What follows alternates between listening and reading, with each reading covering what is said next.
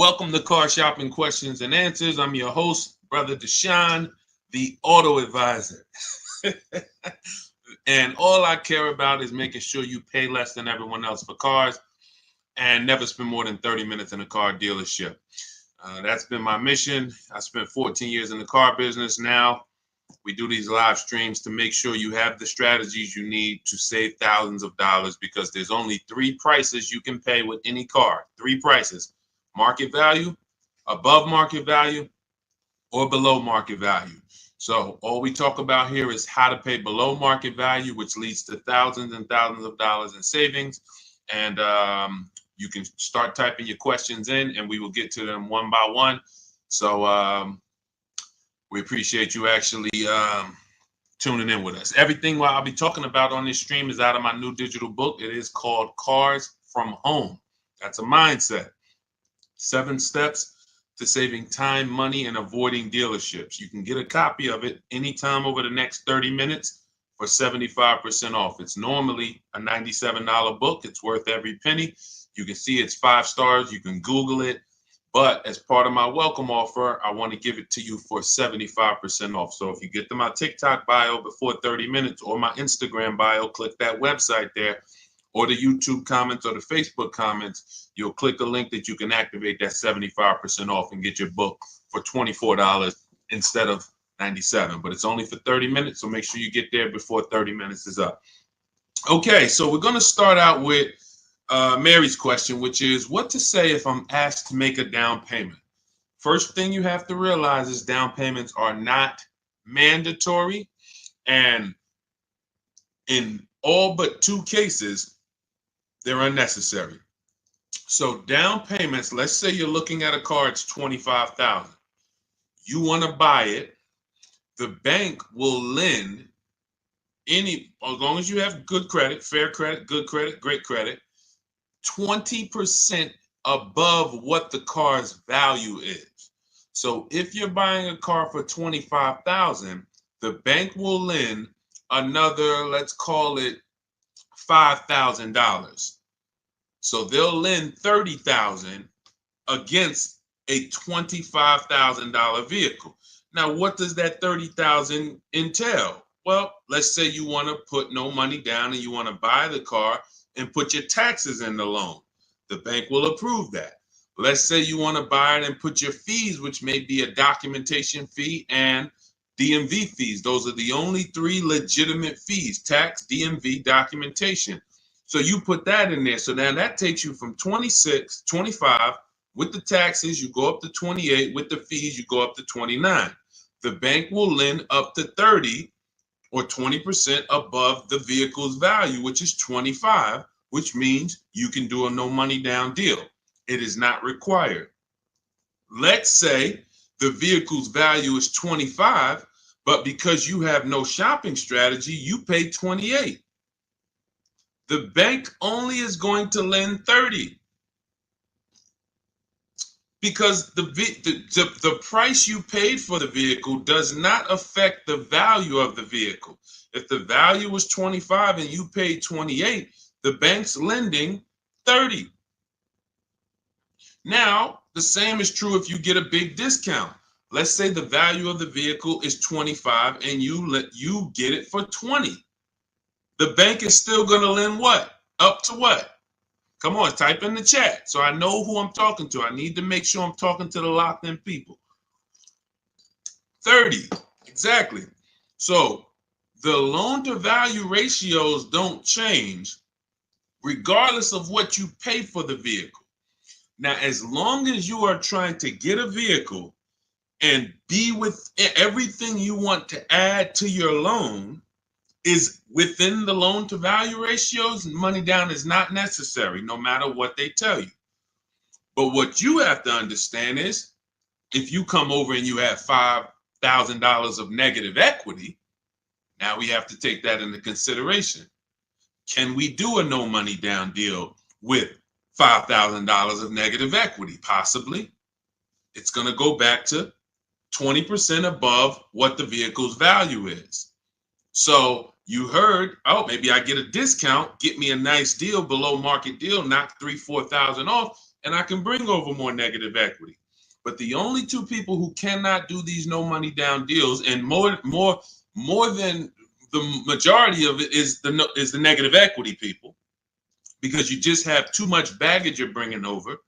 And then if your credit is too bad, where you're trying to finance everything, but even with credit being bad, they're normally just charging you a higher interest rate. They're not usually, sometimes you'll see a lower loan to value ratio, but typically the 20% is going to be customary. So it's really the negative equity that stops people from doing no money down deals in most cases. When I was at Mercedes, some of you know I worked for Mercedes for 5 years. People with 800 scores would leave with no car, negative equity. So if you have a lot of negative equity, your goal is to find a car that you can get a huge discount off of, something like, $7,000-$10,000. Even if you look at somebody like Tiffany bought her Mazda using our strategies, using the strategies in my book. She got $6,530 off.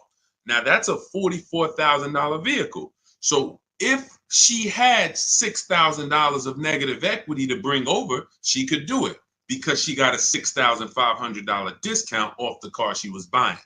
So this is the basis for understanding no money down, Mary. And a key is for you to understand you need to be shopping for the price of your vehicle. The vehicle you're going to buy, you should be shopping for that with an out the door price, not with a loan. So let's say you are like, I want to buy a Hyundai Elantra. You should target whatever Hyundai Elantra you want, get the equipment, and then get a bunch of offers to see who's going to give you the biggest discount, because they're not all the same. They're very different. This isn't the Apple store. You could go to the Apple store in California, the iPhone's the same as the one in Florida. You go to a Hyundai dealership in Bay Ridge, Brooklyn, it's an entirely different price from, Inglewood, New Jersey. And total different price than, Metuchen, New Jersey. They're all different. And that's what you have to understand. When you're shopping for your vehicle, you're shopping for the dealer who's going to sell you the car at the best price. You will handle your financing, your down payment, your interest rates in a separate process. You don't want to mix those two. Okay? That's a good start for you understanding that you should not be in a position where they're telling you make a down payment, unless you put yourself in that position. You follow what I just talked about over the last three minutes, then you should not be in that position. You should understand when a down payment is not necessary. And almost anyone can do these deals with no down payment. Go ahead, Dolan. Let's shoot the next one up. Keep typing your questions. We'll keep getting to them. What's up, Josh? Thank you for liking the video. I see you. Thank you, Bianca. Welcome to the people who are shared. Malik, 621, thank you for sharing. Shout out to the sharers. I see you. It does not go unnoticed. I appreciate everybody who shares, hit that share button, and sends this broadcast to some other people. I appreciate you. All right, AG, car shopping for a used Tesla X, how to save or haggle. There's two types of used car dealerships. When I worked at Mercedes, the first Mercedes-Benz dealership I worked at, big markups, wants to negotiate. Big markups. $7,000, $10,000 markups, very exclusive cars in the particular case. But even if they didn't, they didn't have to have Mercedes. There's other dealerships that do this. They're going to leave themselves big markup, and then they're going to say, hey, let's negotiate. This is also for dealers who get a lot of traffic walk-ins. They're either on a highway. They know that we're going to get 50 people on a Saturday to walk in, so they can charge. They put these prices up. And they're not trying to really sell them online. They're trying to sell them to the unsuspecting locals. Now, different dealership says, I'm only going to mark my cars up $1,500 because I want to sell a lot of them. This is an entirely different model, different mindset, different process. Where you will get in trouble is when you're talking to a dealer, or you're about to buy, you're trying to buy from a dealer that has the $1,500 markup, has already priced their car better than anyone, and you're trying to get $2,000 off because you think you're talking to the markup dealers. That's when you end up losing. So how do we know the difference? We use a process. In my book, I have a process called the multiple marketplace strategy, where we have all the marketplaces open where used cars are. if a used car is not on a website, you should not be talking about. You shouldn't be talking to anyone about it. If you can't find a vehicle on a website, a public marketplace, where every dealer wants to sell their cars, do not negotiate on these cars because they can make up prices. Let's say if it was on a website, it'd be 26. You come in, you're like, hey, I like that blue car. Hey, how much y'all asking for it? What's to stop them from saying, hey, yeah, it's not on the website yet. We're going to be asking 29. And then you're like, oh, that sounds kind of high. Well, what did you think? I'm trying to get to like 24. Now, meanwhile, if you'd have sold for 26, you probably would have, asked for, but because you think he's asking 29, now he could talk you down to 26 and you think you got a good deal. Meanwhile, the price they should have listed it for was 26 to begin with. So that's why it's a dangerous, unwinnable game to ever negotiate with a used car that you can't find on a marketplace, public, because that's where their competition is. So we're going back to our system. We're opening up all the marketplaces, CarMax, Carvana, Driveway, eBay Motors, Cars.com, Auto Trader, Car Gurus, and Carfax. 8 marketplaces. Now, all of these marketplaces have different cars. And sometimes you will see a marketplace that has a car here for 34, but the same car is on another marketplace for 32 because they lowered the price. But because you only look at Car Gurus and you're not looking at Carfax, you didn't see that when they lowered the price, this website updates faster than this one. So that's why we're on 8 marketplaces. And then we're narrowing it down based on the first thing you need to do is look at assess the market, I call it. In my book, in my multiple marketplace strategy, this is called assessing the market. What's the low prices? What's the high prices? Where the low side at? Low side is around 22. Okay, I see that. Now, the 22s are going to be garbage cars, accidents, frame damage, title messed up. But every now and then you see one for 22.5, 23, and it has a good Carfax and it has good service record, but it may not be the color you want. So now that has already set the market for you. I want it black, but I see a white one here. It has everything I want, but it's not the color. That means the low side of the market for that car is that.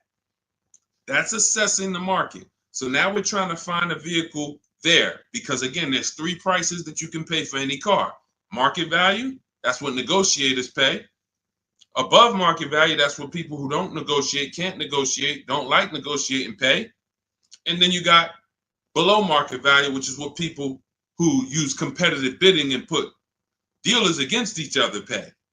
Now, when we look at these low market, now we're trying to see, do we wait for a vehicle to pop up and can we screen down a couple vehicles to get to a top 3 or top 5 best choices?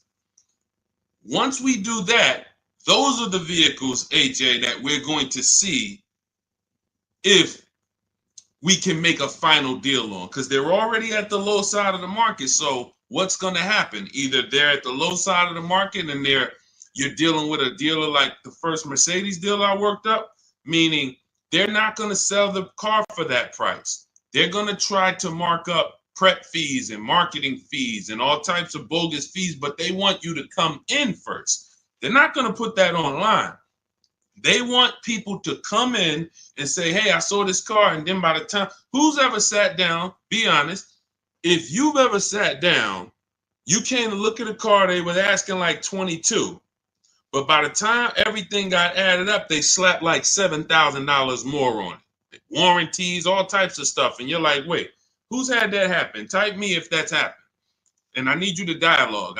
Listen, I'm talking to the locked in people. Right, I see you, Josh, 100%. Okay, so this is a tactic. Look, absolutely. So this has happened to Judy, a lot of people. This is a strategy. It didn't happen by accident.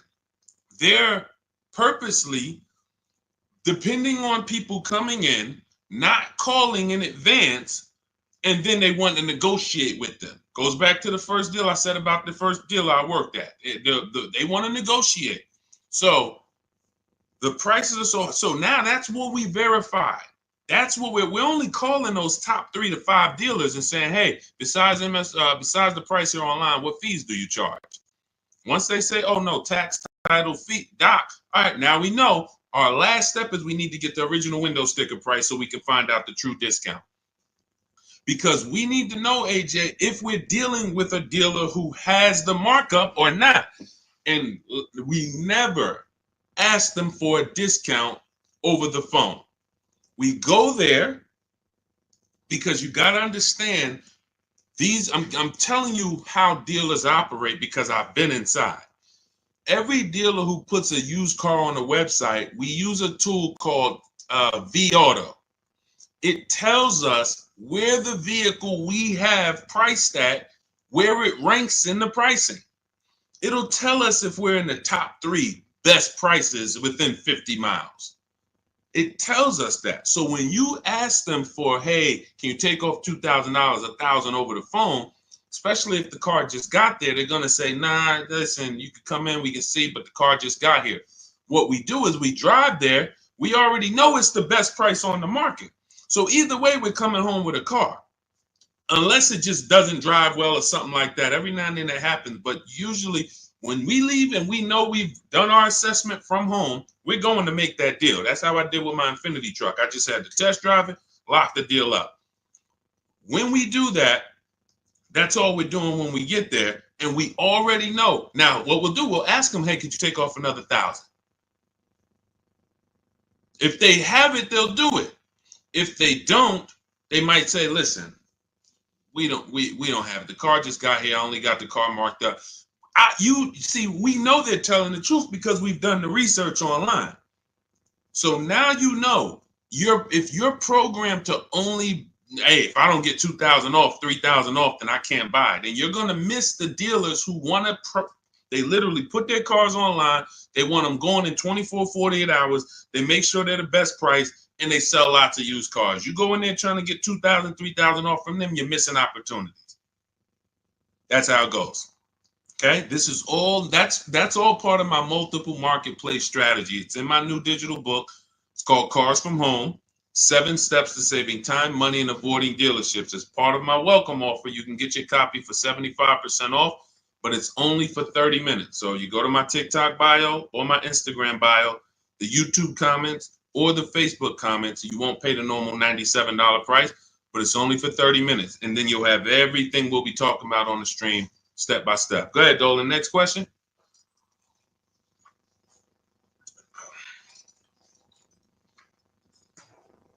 Okay, Mel, what's going on? A 5-year loan to buy a 2022 Jeep Compass. Is it good to trade in for a lease now? So this sounds like, Mel, you figured out you should be leasing, not buying.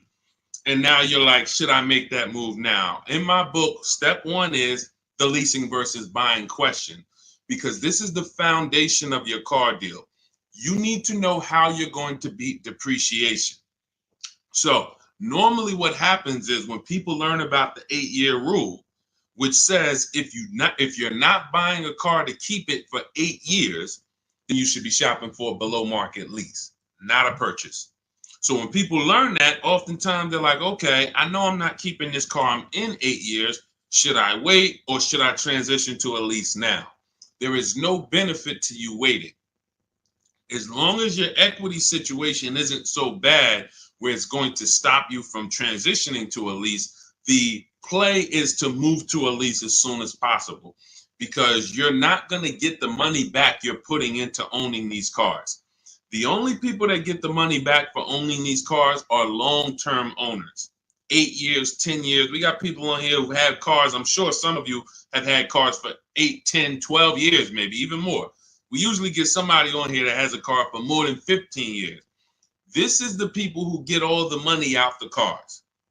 So if you're keeping a car in a short term, you're not getting the money out of them. You're putting the money in, But then when you go to replace it and you see how much you're getting back for it, you're like, wait, all this money I put in, this is all I'm getting back. That's why you don't want to put the money in. And that's what happens with below market leases. You look at somebody like Zafrina. Zafrina's driving a $65,000 vehicle, Jeep Grand Cherokee. I got it here on the screen. She's paying $579 a month, no money down. So $65,000 vehicle, that would normally be $1,200-1,300. She's paying $579 a month, no money down. She's never putting the money in. Raphael, she has a Jeep. This is her second car using our process. This is my second car. Look, she said it worked. Follow a 2024 Jeep Grand Cherokee 4x4. MSRP is $46,000. Well, it's $45,900, but let's say 46. Payments $549. That's a 1.19% lease. That's normally at $45,000 before we even throw the taxes in. That's normally a $900 payment on a 5-year loan. You can type that into any auto loan calculator and see. So you're going from $900 to $549. $900 is what people are paying to buy, unless they put more money down. And then, see, people never factor in their money down. So that's why I always, when I'm talking to you, I'm going to let you know how much it costs with no money down. Because if it's $900 a month with no money down, but you decide you want to put $15,000 down, you can't tell people, well, my car payment's only $700 a month. What about the $15,000? Let's divide that, and then you'll see, no, it was actually $900 a month that you put into this vehicle. So that's why I compare, in every case, no money down, so we can really see how much these vehicles are costing us. So when you're paying $900 a month, you need to try to get that money back. And after a while, you'll see if you pay the car off and you keep it a long time, it makes sense. If you keep a car, somebody just said I had an 03 Camry from day one. Look, 307,000 miles. Now, time heals all wounds. He could have paid $10,000 too much for that Camry. Just overpaid. He didn't know what he was doing. It was supposed to be 20. They charged him 30. But if he kept the vehicle 20 years, do you see how that doesn't quite matter? What would matter is the short term. The short term. So the key is understanding, if I'm not keeping my vehicle long term, 8+ years, I shouldn't be buying, because I'm not going to beat the depreciation. I should be shopping for deals like Raphael got, like Zafrina got, like Jen got, like Ansley got, where they're leasing these vehicles, driving brand new cars, not putting a lot of money into them. They're paying cents on the dollar. These are below market leases. These aren't regular leases. And then you're beating depreciation that way because you're not putting a bunch of money into these vehicles. So there's no benefit, Mel, in waiting. You should do your equity assessment. You've already done step one, deciding whether you're going to buy or lease. Now you move to step two in our process. That's the equity assessment, where you call your bank, get your payoff, then go to the 6 websites we teach that pay cash: CarMax, Carvana, Driveway, KBB Instant Cash Offer, Car Gurus, AutoNation. Once you do your equity assessment, it's going to tell you, do you have positive equity, negative equity? And then you will move to the third step, but you have to do that first. So, but there's no benefit in waiting. None. Not one benefit in waiting longer to stay in a bad financial structure when you can go into a lease. Great question. All of this is in my new digital book. For those of you, you're sitting there, you're like, Deshone, there's no way I'm going to remember all of this stuff. We haven't even started warming up yet. You can grab my digital book. It's called Cars from Home, 7 Steps to Saving Time, Money, and Avoiding Dealerships. It has everything in there step by step, leasing step by step, purchasing new cars step by step, purchasing used cars step by step, making banks bid for your loan step by step. And you can get it for 75% off as part of my welcome offer in my TikTok bio or my Instagram bio. Click the website there, and or YouTube comments or your Facebook comments, and you can get it for 75% off, which will be $24 instead of the $97. But it's only for 30 minutes. Once 30 minutes expires, the welcome offer does go away. And $97 is still a great price for what you're going to get, but 24 is better. Okay, go ahead, Dolan. Next question. Just got the book the other day. Awesome, Mel. And I see you already made the decision about the step one, which is great. Just move to the equity assessment and just keep checking off the steps. Just trust the process. You're going to be just fine. Thoughts on leasing versus financing? Well, T, this is exactly what we just spoke about. I have a very clear rule. It's called the 8-year rule. where it says if you're not buying your vehicle to keep 8 years, you should be leasing. And not just getting any lease, you need to get a below market lease, because some people will tell you leasing, this is when you know it's bad. When a dealer tells you leasing is the same price as buying, you're dealing with an 80% dealer, which means they are going to charge you a lot of money. And that lot of money is trying to discourage you from leasing, but that's not what a lease deal would be if you shopped around. So look at Ansley. Ansley has a 2024 Infiniti QX60. It's a $58,000 vehicle. He got it for $554 a month. Only first month's payment down. I want you to pay attention to these details. We're not putting money down to get to these payments. These are what is called 1% leases, or anything below 1.5 we consider a good deal. Anything below 1% we consider it a steal. So it's a steal, it's a deal. And over 1%, over 1.5%, I say in my book, it's time to chill. We don't lease those. We don't sign those leases. They're bad lease deals. But look at Jen. Jen pays $512 a month. Now, normally these vehicles that they're buying would be $300 to $400 more per month if they bought them. So when you take somebody like Danielle's Audi. It's a $45,000 Audi, 44 and change. If she bought that vehicle, she's looking at a $900 a month payment, no money down, 5 years. She's leasing it, no money down, $550. So she's paying, call it almost $400 less per month, because we didn't even put the taxes into the price of the vehicle. So if we put taxes into that MSRP, then it might be around $48. And her payment's probably going to be about $950 for 5 years. She's paying $550. Now, let's just to give you an example to understand it deeper, let's say she got a big discount off this Audi. Let's say they knock off even $10,000 for her, which would never happen. But let's just say she knocked off, I just want to prove a point here. Instead of 48 with the taxes, let's say she gets a big discount. She's at 38 now. How much is the payment on $38,000? Some of you know every $5,000, and that's going to be a little, roundabout math for you to do. Every $5,000 is about how much per month? Let's talk to the people who know this. Every $5,000 on a car loan that you look at every $5,000 is about how much per month? Not 1,000, Mel. I think you typed an extra zero by accident. Yes. $100. Yes, $100. Yes, I see a lot of people. Look, thank you, Cleef. Yes, I listen, man. I love the locked in people. Shout out to the people who locked in, following, and learning from what we're talking about here, not just letting it go in one ear and out the other. So when you look at a $10,000 car, you should automatically think that's $200 a month. $20,000 car, $400 a month. $80,000 car, you should be thinking, okay, that's $1,300 a month. So when you have these parameters, you don't get in trouble and you don't let people slap you in long loans. And how my payment so low? That's because you're in a 9-year loan. So when you have these parameters, you can't be tricked.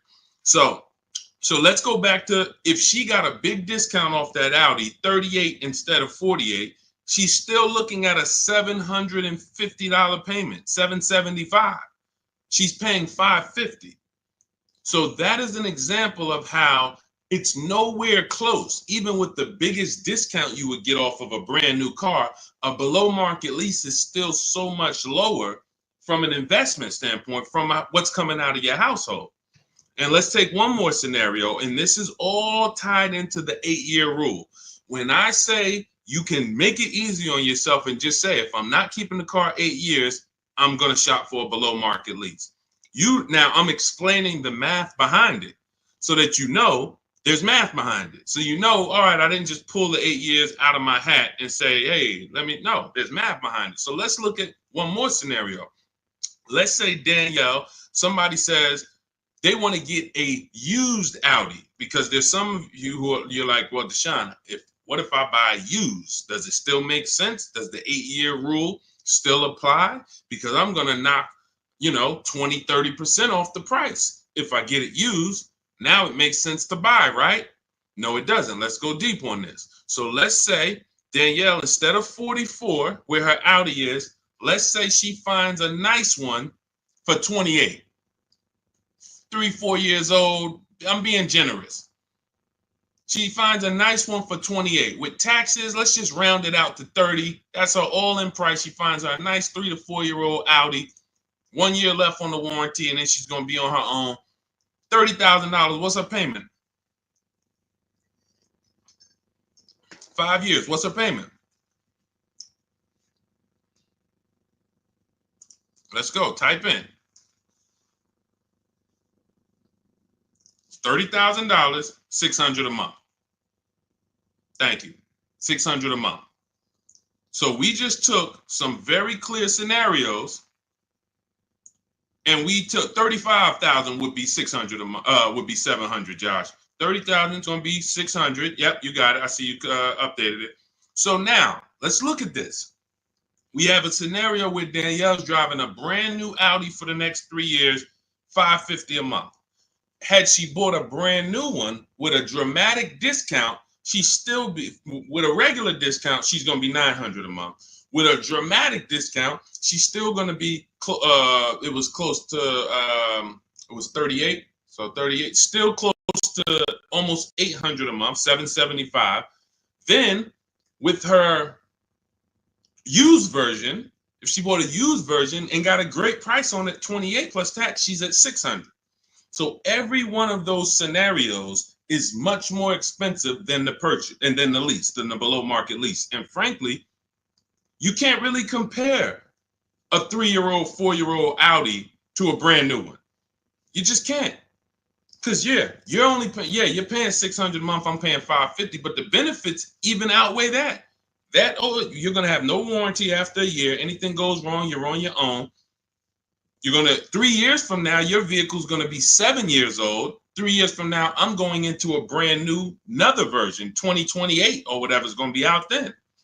So there's no comparison. When does the buyer win?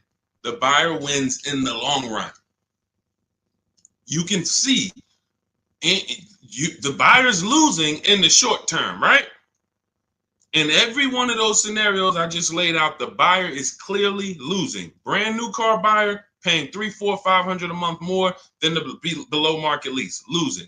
The used person got a payment closer to the below market lease, but look what they're driving. 3, 4-year-old car. It's going to have no warranty soon. They're going to be on their own. And then the majority of that time they have it, they're going to have no warranty. That is the life of the buyer. But after 8 years, the money paid starts to stack for the lease person. Because if I'm paying $550 a month, all right, let's say Danielle gets 3, 4 Audis in a row. She just got 4 Audis, every single one of them, she gets below market deal $550. Below market deal $550. After she gets to year 8, she's paid more than these other people. Year 8, she's paid more. So at that particular point, financially, the buyers are ahead. But before that, the buyers have lost because Danielle's driving better vehicles for less. That's why it's the 8-year rule. This is the first decision you make, because if you make this wrong, you lost. If you go in to buy a car, if you go in and you buy a car, but you should have leased, you lost. I just showed you. Doesn't matter how good of a deal you got. Man, Deshone, they knocked 15% off for me. Does not matter. If you're going to replace that vehicle in 3, 4, 5 years, you would have been better off getting a below market lease and never tying up all of that money in the vehicle. That makes sense? Type $signs if you're clear on that. Type $sign, $sign if you're clear on that. All of this is in my new digital book. That's step 1. It's called Cars from Home. It's 5-star rated. Thank you to everyone who's reviewed the book and rated it. And it's called Cars from Home, 7 Steps to Saving Time, Money, and Avoiding Dealerships. That was step 1, which is our leasing versus buying question. That's how we put our deal on the right foundation. And that's the most important question. It's literally called that in the book, the most important question. How many years are you going to keep the next car? That's when we decide leasing versus buying. So as part of my welcome offer, you can get your copy of Cars from Home for 75% off in my TikTok bio or my Instagram bio. Go to click the picture of me, click the website. and then you can activate your 75% off for the book, but it's only for 30 minutes. Also in the YouTube comments or the Facebook comments. After that, price goes back up to $97. Welcome offer is gone, but go get your book and come on back to the show. And make sure when you get the book, you screenshot the thank you page, because on that thank you page is the link to open the book. I also email you a copy, but sometimes you type in your email wrong, you type in too fast, and that screenshot has my support team's email, where you can email my support team just in case you type your email wrong and your book's not in there. So go ahead, Dolan. Next question. Just keep them coming. Keep typing your questions, y'all. We will get to as many as we can while we're on. How do you calculate the negative equity? This is a great question. Negative equity, you want to calculate based on your highest possible offers. When you calculate your negative equity based on anything but your highest offers for your vehicle, then you are now putting yourself in a position where you have more negative equity than you would have. So let's say you go into a car dealership, which we never do, and talk numbers. We go into a car dealership, test drive, pick up our car, but you're there, you're talking numbers. Now they look at you and they tell you your car is only worth 16. You have $6,000 of negative equity. That means you owe 22. So your car's worth 16, you owe 22.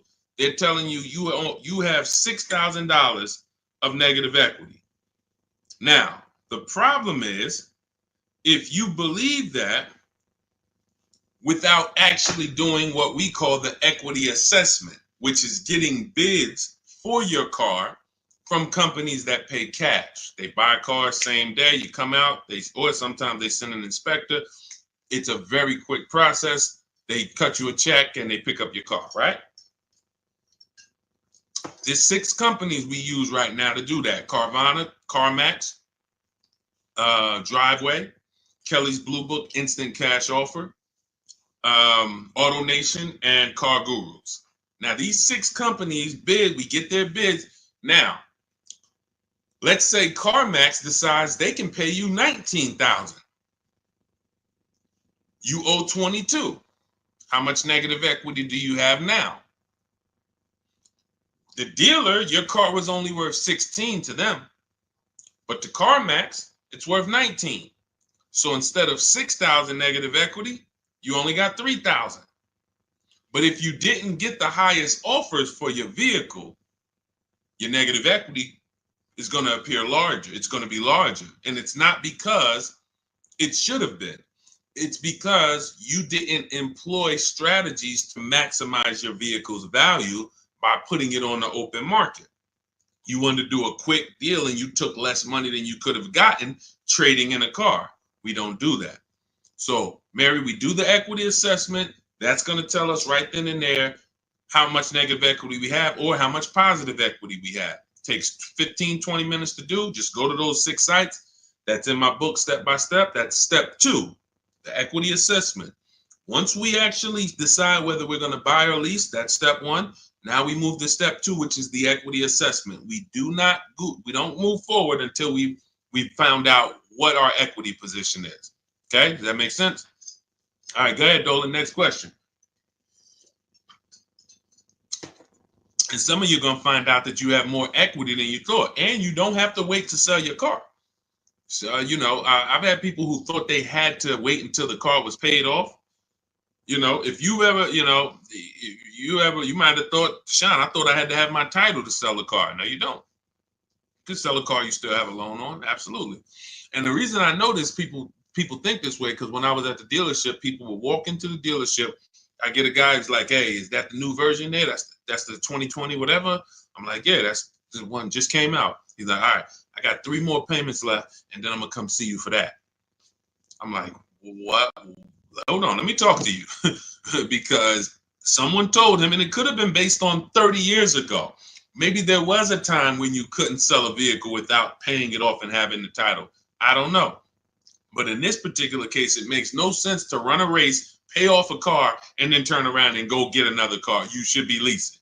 Because that's one of the downfalls of leasing is you always have a payment. Now, there's benefits there, but if you are buying and you always have a payment, because literally as soon as you pay off your car, you go get another car, and then you go get another car, and you always have a payment, you've never reached the reward stage of buying. So, IG, how would you know a car is below market value? Who to believe? CarMax? No, this is not. We don't believe companies. You know a car is below market value by looking at the market and getting multiple offers. There is no quick, oh, let me plug this in and this tells me this. We don't trust anyone. There's no trusting or believing anyone. You want to assess the market. If I'm looking at a bunch of used cars and I'm looking at, okay, 2020 to 2022 Honda Civics, I can see what the low side of the market is. They're at 19. I can see the middle of the market is about 23. Then I can see these all of my other ones, they high.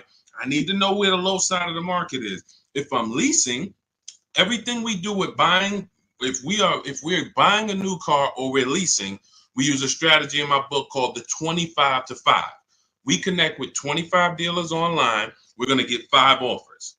This is for new cars and leases. Assessing the market for these cars comes through multiple offers. So when I look at, let me give you an example.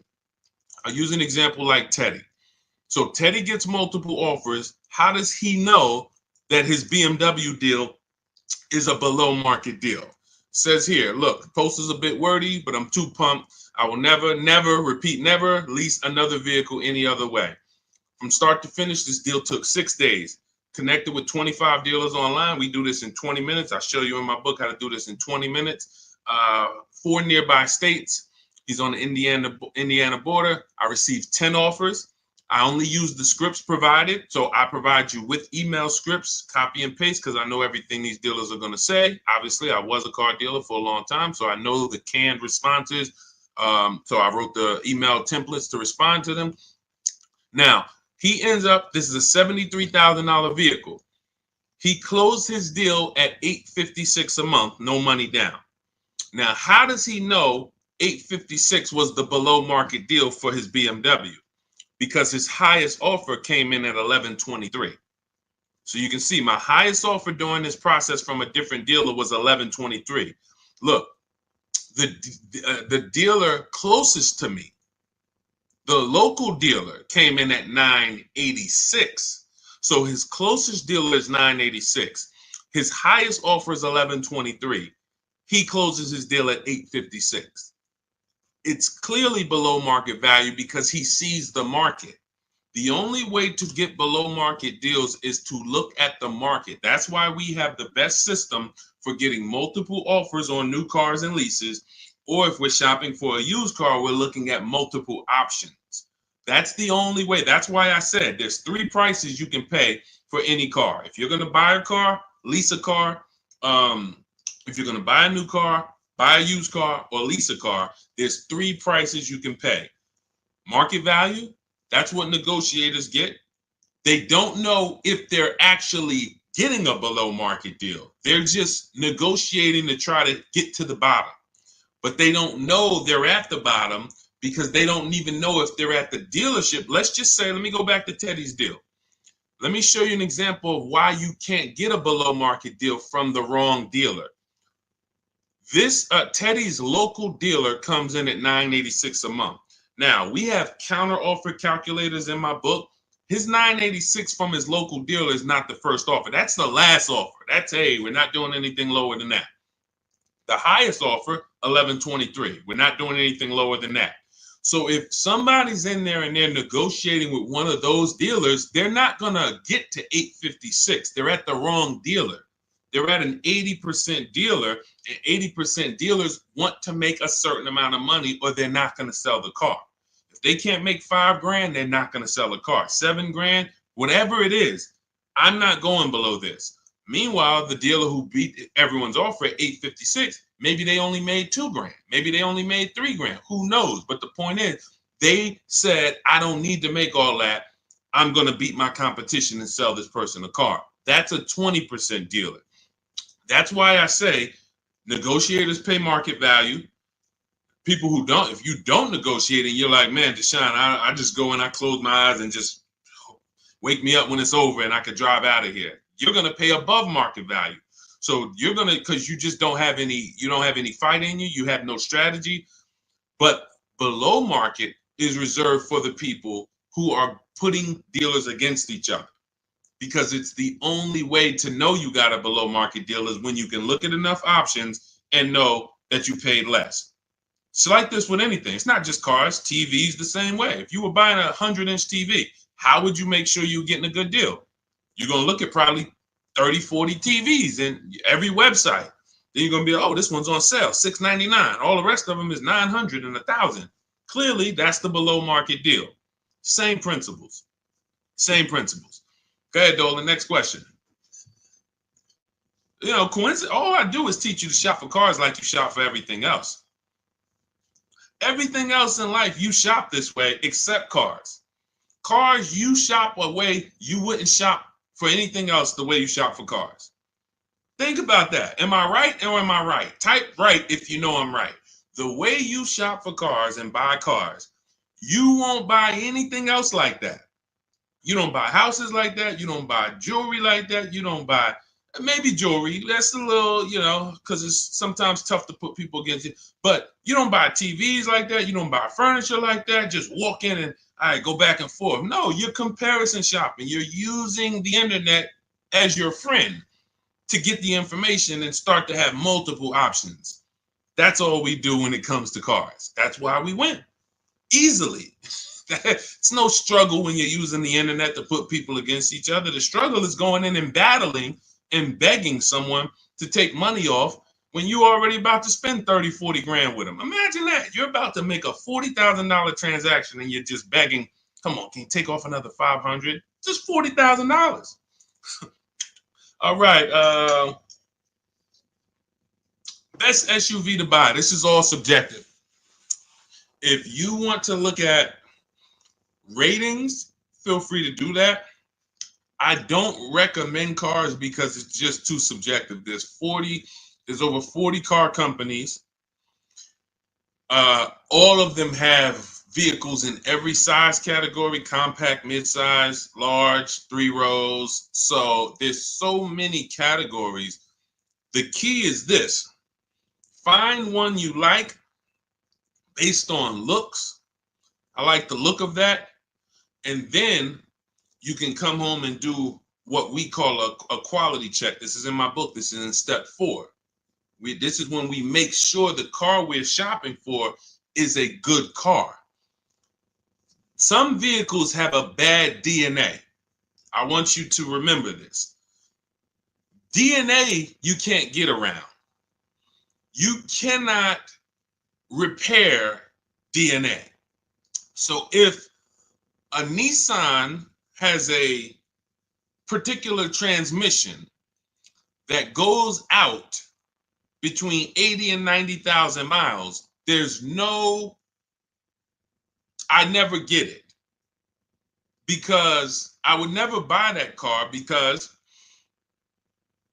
there's nothing I can do to escape what might happen. It's just literally the luck of the draw. Maybe mine doesn't go out at 80, 90,000, but these vehicles are known for the transmissions going out from 80 to 100,000 miles. That's why you'll notice a lot of Nissans for sale. They got like 80,000 miles on them, 90, because people get rid of them right when the transmission starts slipping or right before it goes out. That's what happens. So you can, and this is not all Nissan. So you need to, we always type in the actual car to Google, and we type in 2000, we put the year, the make, the model, 2000 Honda Accord reliability, 2018 Nissan Altima longevity. There's three words that we use that you need to get familiar with: initial quality, reliability, longevity. This takes 5 minutes to do. Initial quality tells you, what does the data say? What are people saying about the vehicle the first 90 days? So if you're leasing a car, you're going to buy a car new or you're going to lease it, you need to know what the initial quality reports are. What are the owners saying the first 90 days of the vehicle? Is it in the shop? Is it electric problems, little malfunctions, blind spot, whatever? That's initial quality, first 90 days.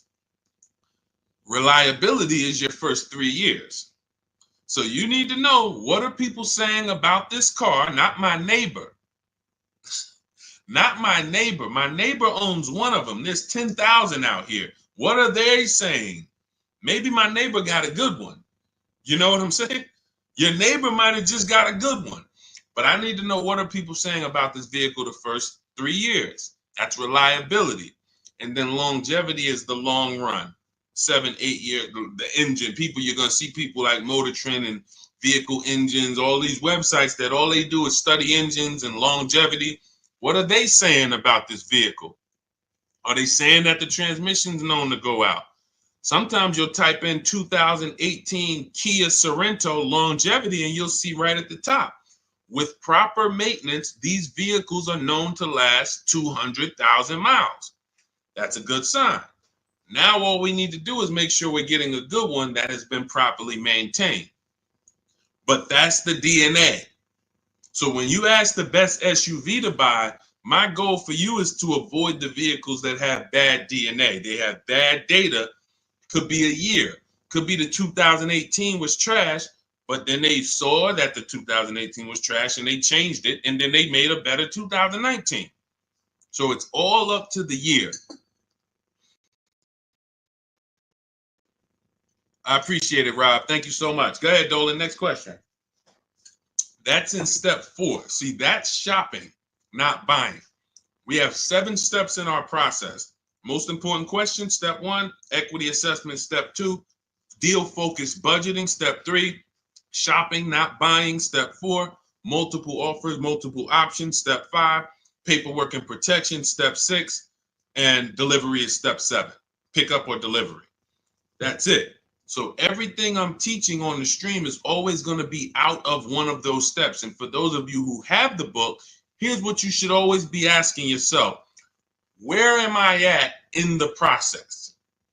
What step am I at in the process? Because you've come from not having a process. So you don't know what to do first. Should I be thinking about my trade-in? Or, oh, matter of fact, wait, he said don't trade. And then, all right, when do I get my loan? Do I get a pre-approval? You don't know where these things go, what order they go in. But I do. That's why we created a 7-step process that accounts for everything. So you always want to be asking yourself, where am I at? What step am I on to make sure, all right, listen, why am I focused on budgeting right now? And I haven't even decided how many years I'm keeping the car. That's my first step. That's what it's about. Okay, Judy, my Jeep lease is up in 2 months. Strange lease of 5 years. Would you finance the car at the end? You've had the car long enough and you're not owning it. So whatever type of financial deal that you went in on this, it was not a good deal because you're paying way too long on a car that you're not going to own. That's the reason we don't buy our leases. We don't do 4-year leases. Paying too much, unless you're paying like $200 a month or something ridiculously low, where you add up all the payments, add them all up. Look at it. All right, I gave them $2,000 up front, and then I paid $400 a month, and I've been paying $400 a month for 5 years. That's 60 months. All right, wow. All right, I paid them a lot of money. Add that up, and you'll see, compared to the MSRP, I paid way too much for this car that I'm giving back. So that's why I wouldn't suggest you buy it, because if you're not going to keep it long term, normally with a lease, it's broken into 2 sides. It's a part you're going to use, and then it's a part you're giving back to them. You're not paying towards that part. Let's say it's 50-50. You could stretch your side out. You got to pay half this car. You could stretch that out for 4 years or 5 years. But it has nothing to do with that back end. You're still going to owe. If you want to buy this thing, you still got that other half. So I don't know what your lease deal is, but if it's structured like a normal lease, you've just broken down your side. You're not paying it. Now, if you've paid into the car, 60, 70% of the car, but I don't think you have, because that wouldn't be a lease. That would be a loan. That would be like, hey, I'm paying the car off. I paid it off for 5 years. I only got 2 years of payments left. I should only owe a small amount.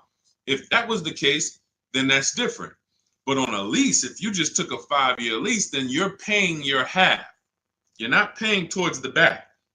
So you might have a very, very low payment, but you're not actually building, you're not paying towards the car. You're only paying towards the half you're going to use. So in that particular case, I would give the car back. Now, again, I don't know the exact details, but that just doesn't, but here's the benefit of leasing is cents on the dollar. Look at somebody who has a Jeep. You can see here, Raphael got her Jeep. It's a $46,000 Jeep. She's paying $549 a month, no money down. So she's putting into this car $549. Let me do some math. This is why when we get away from these structures, it doesn't make sense anymore. $549 times 36, that's $19,700. Now, going back to her deal, the vehicle itself is $45,900 plus tax and fees.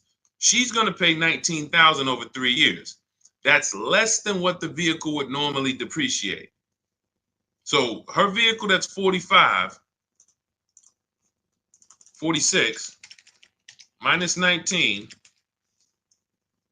about 27 is what's left, not to mention her tax.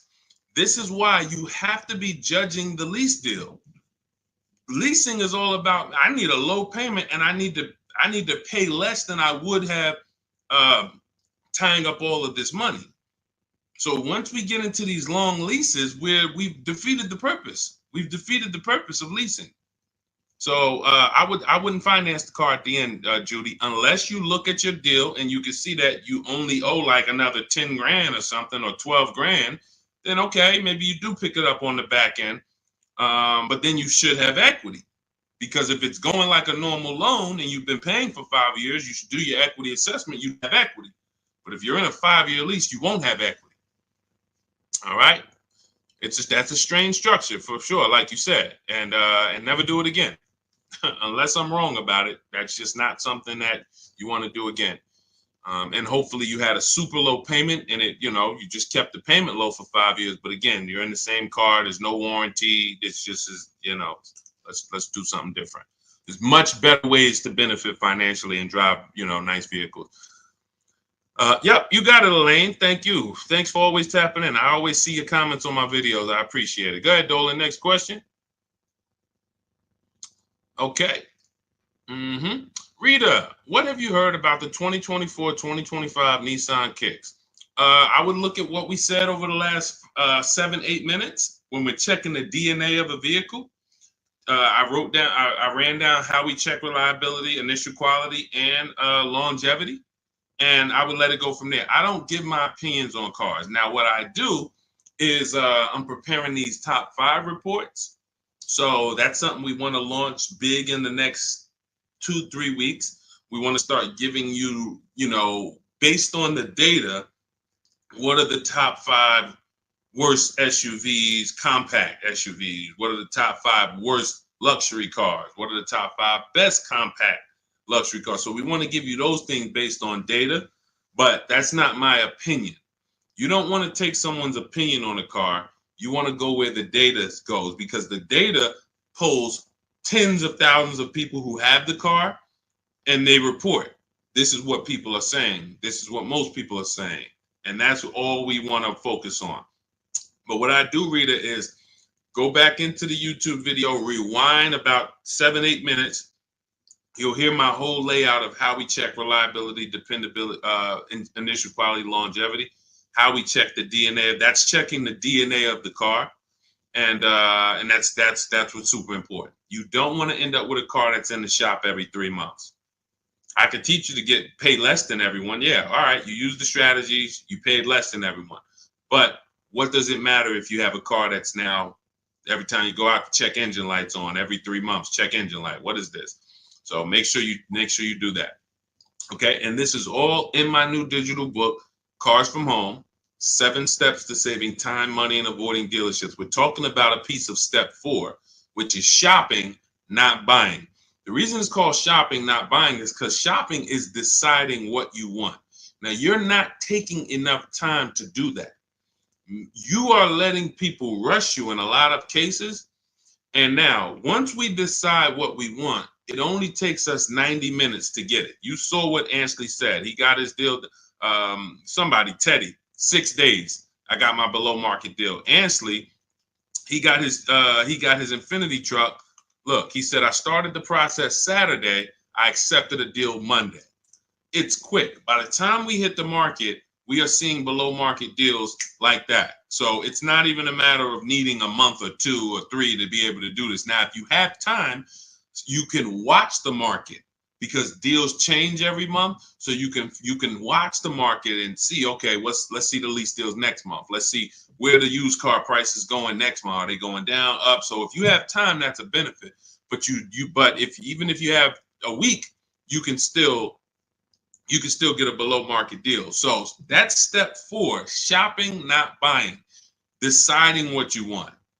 And when you do this the way I'm teaching you, you'll never worry about getting a car and then 3 months later you're like, man, I don't like this car. I need to replace it, which is a loss because you're going to lose money because you already depreciated the car. Now you're trying to replace it. So you're going to lose probably 15% of the value, whatever you paid for it. So we don't want to do that. You want to take the time to shop. You want to choose your vehicles wisely, test drive them, and you want to enjoy the process.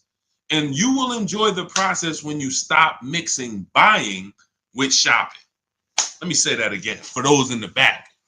You will enjoy the shopping process, which is deciding what you want, when you stop mixing that with buying.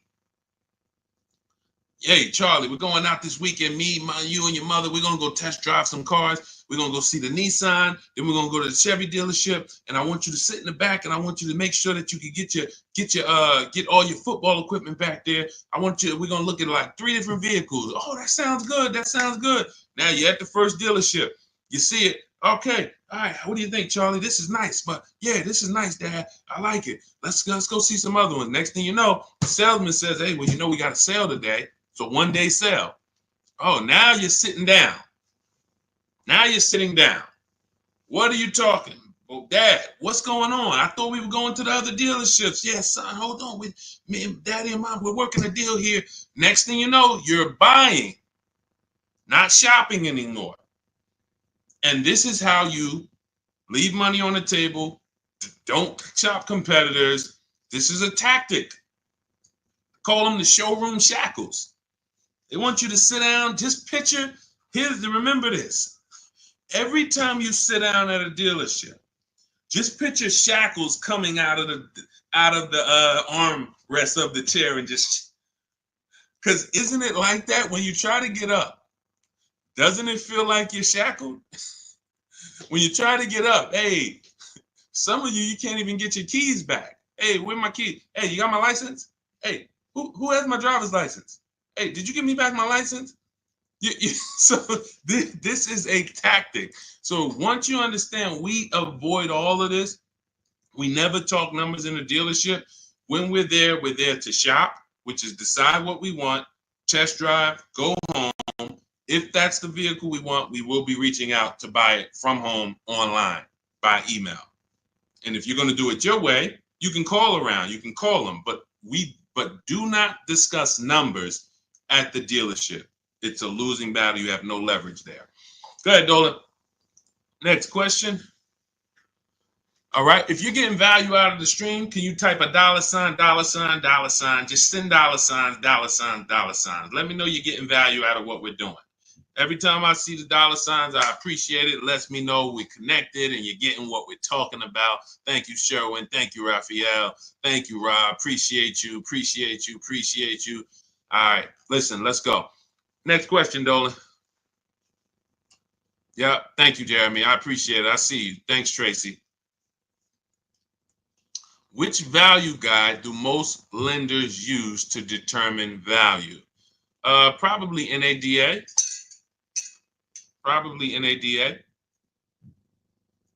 But you should be shopping for below market deals. You could, if most people are paying 25 and the bank's using 25 as the value of the car, I don't want to pay 25. Why do I want to pay what everyone else is paying? So using the strategies we're discussing, multiple offers, low market, everything we're doing, you're in a scenario where when you pull up to someone with the same car, you've paid 2, 3, 4,000 less than them if they got market value. If they paid above market value, you might have paid 6,000 less than them. And this happens. Unfortunately, it happens sometime at one dealership. I remember I was at a Mercedes dealership and a customer comes in, he's going nuts. He's like, hey, I got an E-Class. Me and my neighbor, we go out to dinner the other night. We got the same car. I'm paying $200 more than him a month. He was pissed off. Now, how does that happen? One person paid above market value. Maybe the other person paid below market value or market value, but it's a $200 spread. Same vehicle. So when you're using what we're talking about, what you're learning in my book, what I talk about on these streams, you are not anywhere near what lenders should be looking at you and saying, man, that's be good. I don't know how you got the vehicle for that price, but that's a good loan to value ratio. In case the vehicle gets totaled, we know that we're in a good position. We know, rather than, hey, this guy has a vehicle, it's worth 27, but he bought it for 28. He's cutting this thing close. He needs gapping. So, all we care about is below market. We're not interested in none of these high prices, and how bad they are for other people, unfortunately. Go ahead, Dolan.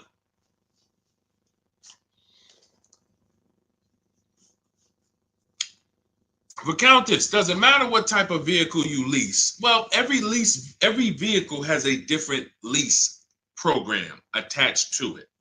So every trim level has a different lease program attached to it. So a Mazda 3 Sport has a different lease program than a Mazda 3 Touring in many cases.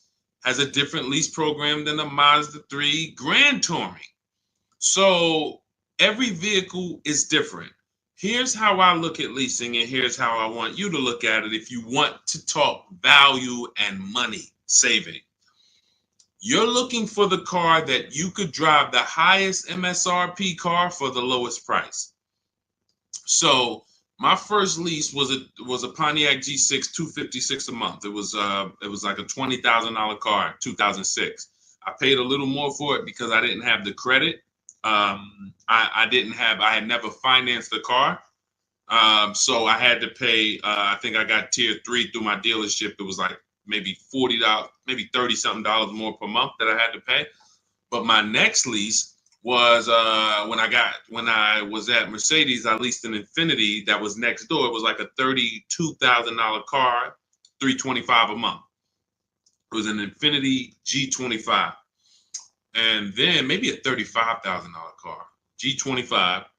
Then I leased a Q50, which was a $45,000 car, $345.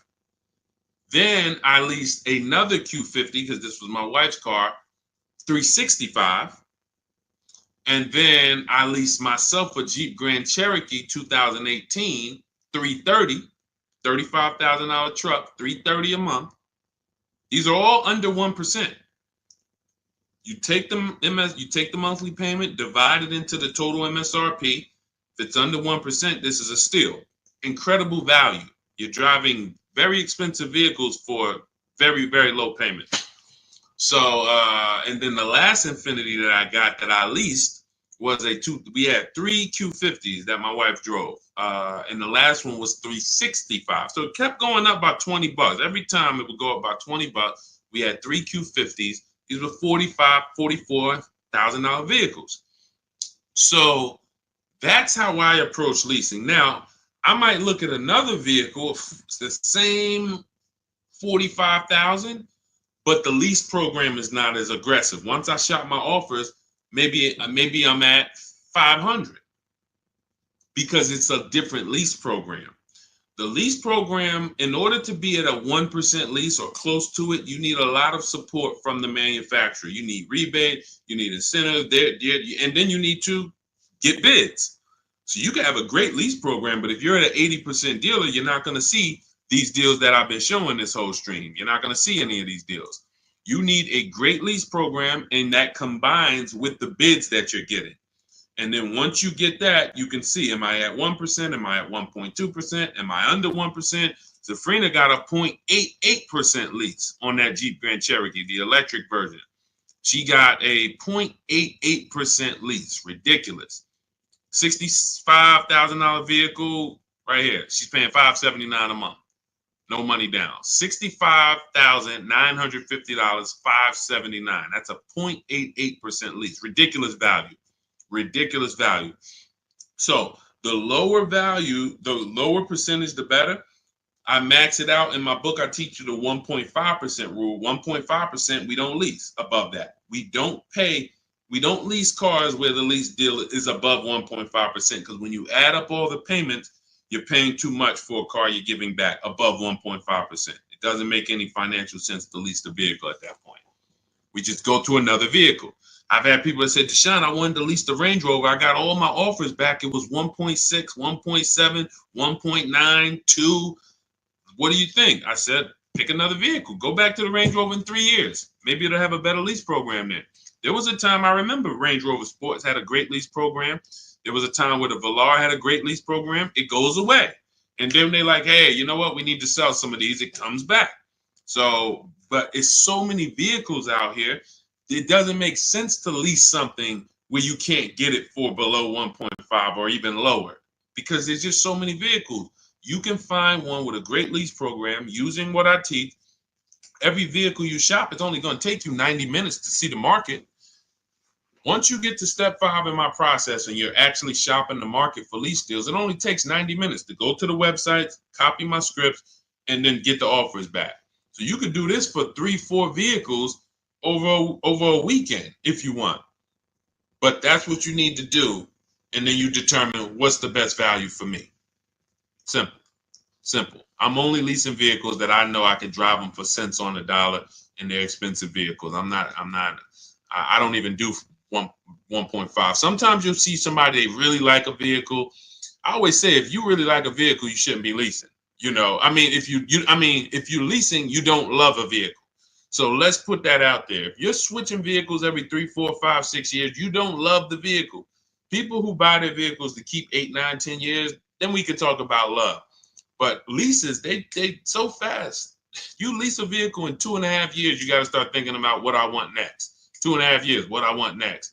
So there's no love here. You just find something you really like that has a great lease program where you could pay these low prices, and then you move on and you do it again in 3 years.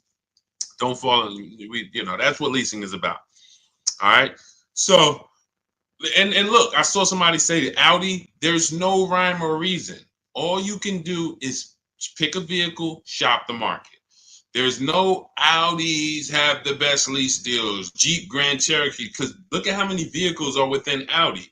You have the Audi A4, and then I told you have different trim levels. You have the Premium Plus package. You have Audi A6. You have the Honda EX, EXL, Touring. These are all different lease programs. So there's no way for you to say, oh, well, I know Jeep Grand Cherokee Limited, they have a good lease program. No, you pick a vehicle, shop the market. None of these people who got these lease deals thought that, or none of the, even the people who purchased, no one, Sean saves 20 grand off his F-150 Lightning. He didn't know he was going to save that much money. Kimberly, Maserati, she gets $21,000 almost off the vehicle. She didn't know that. She didn't pick the Maserati because she knew she was going to save $20,000. She said, hey, Maserati's my first choice. Let me go shop for it. Oh, below market deal on this is $20,000 off. That's the way it works. Look, at the time last year, Eddie bought this 2023 Toyota Camry hybrid. They were extra hot at the time. He shops his best offer at that time is $2,086 off of MSRP. They had no rebates. He got multiple offers, and he said there were several dealers still charging MSRP over MSRP. Now, the market's changed on these in a year, but at the time, that was the below market deal. So no one goes in knowing how much a below market deal is going to be. You pick your vehicle, use my strategies, you get your offers, 24 hours, 48 hours, you have all the offers, you can see, how does it look? You got 5 offers, 7 offers, how does these look? Oh, wow, I'm saving $6,000. That's the best offer. All the other ones are saving me less than that. Oh, here, I'm saving 10 grand. Then you make your decision. Simple. And once you know how quick it is to actually do this, it's going to blow your mind, because you're going to say, any vehicle I'm considering, I can shop the market on it in 90 minutes and know what the below market deals are. Very empowering. So everything you're learning is out of my new digital book. It's called Cars from Home: 7 Steps to Saving Time, Money, and Avoiding Dealerships. This is a 7-step process for below market leases, below market new cars, below market used cars, step by step, A to Z. There's nothing left to chance. You can get your copy of it for it's normally $97, but 75% off, as long as you get to my TikTok bio before the 30 minutes is up, or my Instagram bio, or the YouTube comments, or the Facebook comments. That's my welcome offer. It's a digital book, so it will be in your inbox immediately. As soon as you get your book, make sure you screenshot the thank you page, because that does have my support team's email, just in case you type your email wrong. We can't email a book to a wrong email, so you could always reach out to my support team. And also on that page is the link to open the book. So as soon as you get it, you might want to open it, save it to your computer, but save the master link, because anytime I update the book, you actually get the updates. A couple months ago, Vroom went out of business. Vroom used to be in our equity assessment, used to be on our used car marketplace reports. They go out of business. We got to delete them. I went into the file, removed Vroom. Everyone who opened the book after that never saw Vroom again. So you keep the master link. That way, when I update the book, you get it. I don't charge for updates. I want you to win. That's why I'm giving you the welcome offer, where you could even get it for $24 instead of $97. But even if you miss the 30 minutes, you should go and get your copy for $97, because what you're going to benefit from is going to be 10 times worth what you paid for it. But if you get there before 30 minutes, you can actually get it for $24 instead. So go get your book. I appreciate you tuning in. I want to see you win. Make sure you email me your car deals when you make them. Send them to me by email. I love to see your deals, so I can bring them into the show and keep, talk about you the same way I'm talking about everyone else. And we'll make this happen. Keep unlearning. Leave everything you learned at the door. When you get my book, don't bring any of your old ideas to me. Trust our process. Leave all of that old way at the door, and your success is guaranteed. So I'll see y'all on the next stream. God bless you.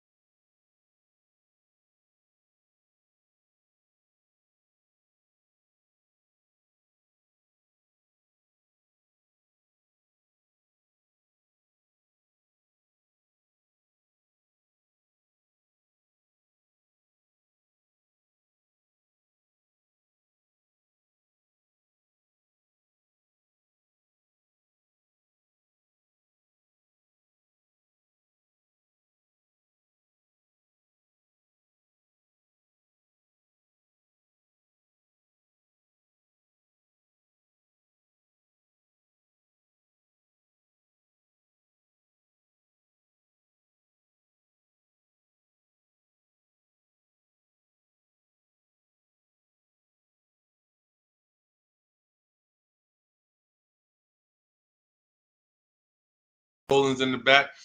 Welcome to Car Shopping Questions and Answers. I'm your host, Deshone, the Auto Advisor. This is all we do here, is make sure that you have the answers you need to shop the way you should be shopping in this car market, and in any car market.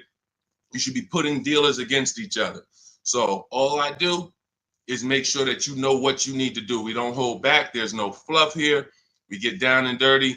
And but I do want you to lock in. If you have a notepad, you're going to want to take notes. You're going to want to watch this recording, because we're going to be going over some stuff you've never heard before. Pretty much everything we talk about here is stuff you've never heard, you've never done, and that's okay. That's why we represent unlearn, relearn.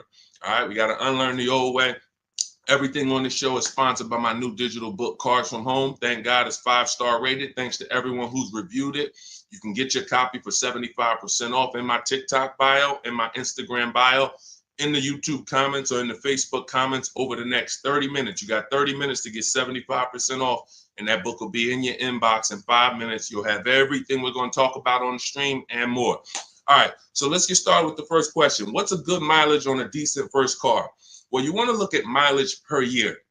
So if you're looking at a car that's 5 years old, you want to consider average miles driven is 10 to 12,000 miles. That's average miles for a driver. So if you look at a 5-year-old car, 60,000 miles is just fine.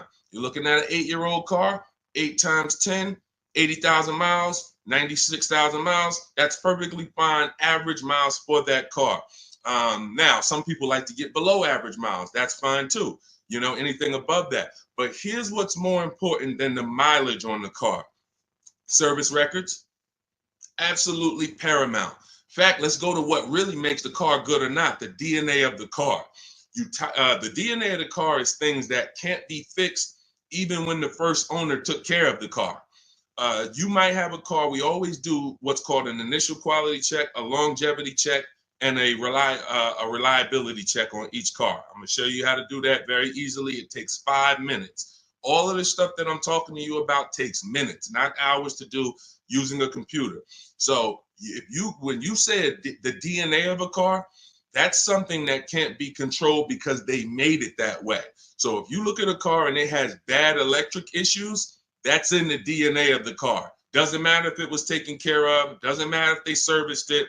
It's built in. Some cars, when you do your longevity check, let's say you're looking at a 2018 Nissan Sentra. You type into Google 2018 Nissan Sentra longevity. You're going to see, hey, some of these vehicles have electrical transmission problems at 80,000 miles, 90,000 miles. It's in the DNA of the car. Doesn't matter if you got a good one. Doesn't matter if you got a bad one. Chances are you're going to deal with these issues. So what we do, any car you are looking at, a used car, I want you to type in the year, the exact year of that car, and then type in reliability. That's going to tell you what they said about the car the first 3 years. You skim the articles. You don't need to read. All you're literally doing is skimming that first page. If you see this car has less than normal reliability, less than average reliability, you want to look for red flags.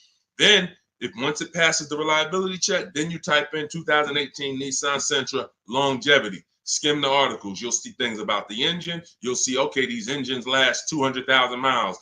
You'll see any red flags. You look at that first page, skim it. That's going to tell you everything you need to know to see is the data showing on these cars that it's bad. Don't listen to your neighbor. Your neighbor has one car. Hey, I love this car, but there's 10,000 other people with that same exact car, and maybe 20% of them are having an issue. So go where the data is, type in that search. It's very easy to do. That's in step 4 of my book, which is called Shopping, Not Buying. All of that is we do a 7-step process, and we do not buy any car or lease any car without checking the DNA of the car, which is the data. That's more important than the mileage on a used car. Great question. Let's go. Keep typing your questions. We'll get the next one. All right, we'll get the next question. All right, let's go. Is it better to say I have a trade-in or not? Great question. We don't use the word trade-in. That's actually a curse word here, because I'm going to tell you this. If you had this phone, will you get more money? I want everybody to lock in. Stay close to your keyboards. We're going to go through as many questions as possible. If I had this phone and I wanted to sell it online, would I get more money selling it online, or would I get more money trading it in for another phone? Type into the comments. Would I get more money for this phone selling it on the open market or trading it? Sell or trade? Thank you. Sell, sell, sell. Okay, shout out to the people that are locked in. So that's a good indicator of why trading does not get you the most money. Trading is a convenience thing. Now, we used to have to sell our cars privately if we wanted to get more money. Used to have to list them on Facebook Marketplace, have a bunch of people come by your house. They're driving it. Hey, you mind if I look under the hood? Strange people. We don't have to do that anymore. Why? Because there's big companies that cut cash checks for our cars, and it's easy to find them. I'm going to give you the 6. CarMax, Driveway, Carvana, Kelly's Blue Book Instant Cash Offer links you to a local dealership to get a cash offer. Auto Nation links you to a local dealership to get a cash offer. Car Gurus link you to a local dealership for a cash offer. This takes 20 minutes. This is step 2 in my book. I call it the equity assessment. You have to maximize the value of your current car. You're also going to learn that we don't mix transactions here. What does that mean? Whenever you do a trade-in, you're doing 2 transactions with one dealer. What does that mean? Every time you buy a car from a dealer, that's 1 transaction you did with that dealer. If you trade your car or sell your car to them, because that's what you're doing a 2nd transaction with that dealer. If you get your loan from them, you're doing a 3rd transaction with that dealer. And every time you do that, you're doing exactly what they want, because you're not giving you're not bidding out your loan on the open market to give multiple banks and lenders a chance to compete, and you're not listing your car on the open market, giving all of those 6 buyers that I just named a chance to compete. That's how you get the most money. You cannot get a great deal without maximizing each part of the transaction. You can't think that the same dealer that you bought your car from is going to pay you more money for your old car than anyone else would have paid you. That's why we do not trade. There's only one circumstance where you must trade. That's if you have a lot of negative equity and you can't pay the difference. So if these companies, Carvana, Kelly's Blue Book Instant Cash Offer, CarMax, all the companies I named, they're going to pay you more than any dealer. Now, if you have negative equity after you get those offers, then you'll see, all right, the best thing for you to do is to pay the difference. Because if CarMax's offer is 19 and no one else is going to touch that, that's going to be the smallest amount of negative equity that you can have, because you got the highest amount for the car. If you go and trade that in, that dealership might only give you 17, which means whatever negative equity you had over here selling the CarMax, 2,000, 3,000, 5,000, it's going to be more because you're getting less for the car. So but if you can't pay the difference, cover the difference of the negative equity, then do a clean transaction. That's what I recommend. But some people don't have the cash to do that. Then you must trade, which means you go and whatever dealership wins your business, they're going to have to be the ones to trade, because you need them to bring that negative equity over to the new deal. That's why you must stay out of negative equity. You must learn the reasons for negative equity. You must understand what causes negative equity, and then you must stop it. Because some of you, every single transaction you do, you have negative equity. There's a reason for that. You don't understand leasing. That is your problem. That's another question we'll go into, but that is the problem. I've been doing this 14 years, working in car dealerships. I've been educating people like you online since 2021. We got thousands of students, 10,000 books. So we do this. Negative equity is caused by either a short-term emergency where you switch your cars. Hey, I needed a bigger car. I thought I was going to keep this car forever, 8, 9, 10 years. But, my wife just had triplets. We needed a bigger car. We got to switch it. That's fine if you're going to pay off the car and keep it long-term.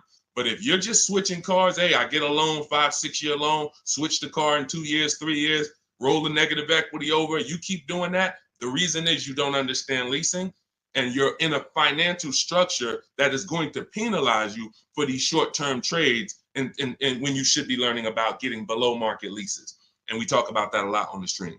So great question. We do not trade. All of this is in my new digital book, Cars from Home, 7 Steps to Saving Time, Money, and Avoiding Dealerships. You can get a copy for 75% off as part of our launch offer in my TikTok bio, in my Instagram bio, in the YouTube comment section, or in the Facebook comment section. But it's only for 30 minutes. Once the 30-minute timer goes to zero, it's $97. And it's worth every penny at $97, but $24 is better. So go there, get your book, come back to the show. All right, see you in a sec. Go ahead, Dolan. Next question. $10,000 upsell. And you know what? Listen, this person grab this question, Dolan, for the next question. She said, I bought a vehicle during the pandemic, $10,000 upsell. I want to tell her about Bonita, but that'll be the next question. Let's get to C. Robinson on Instagram. We're in the midst of trying to lease a car. It's exhausting. Well, you're doing it the way they want you to do it. You're in there begging for discounts. You're in there walking into dealers, hoping you can get a good price. And what you don't understand is that 80% of dealers are overpriced. There's nothing you can do about that. Picture 10 dealerships on a block. 10 dealerships, they're all Nissan dealerships on a block. 8 of them are not going below a certain number. Doesn't matter how much you negotiate, yo, I'm not doing any better than this. And when they look at you and say, hey, Mr. Robinson, this is my best price, they're not lying. That's their best price. That's not their competition's best price. Their competition's best price is totally different. And what you have to learn is when you're looking at car dealerships, it's not like the Apple store. The Apple store, I go get an iPhone here, I could be in Southern California, it's going to be the same price. I can go up to Canada, it's going to be the same price in most cases. This is a convenience aspect. They fooled you into thinking, oh, the Nissan dealer you're at, we're just the closest one, but we're all the same. They're not the same. They compete every single day to see who's going to sell more cars. They report their numbers at the end of the month. They're competitors. They sell cars for different prices. So what you have to now do is bring that competition into your car shopping. You cannot do it going from dealer to dealer. If 8 out of 10 dealers are overpriced, then you need to figure out, how do I talk to all these dealers or communicate with them at one time to where I'm going to be able to get numbers from all of these dealers or whoever has a car, and I'm going to pick the winner. That is what we do. That's why our entire mindset and philosophy is called Cars from Home. There's only 3 reasons we're in a car dealership: to test drive, then we leave; to have our car appraised if we're selling it to a used car manager, then we leave; or to pick up our car because they don't deliver.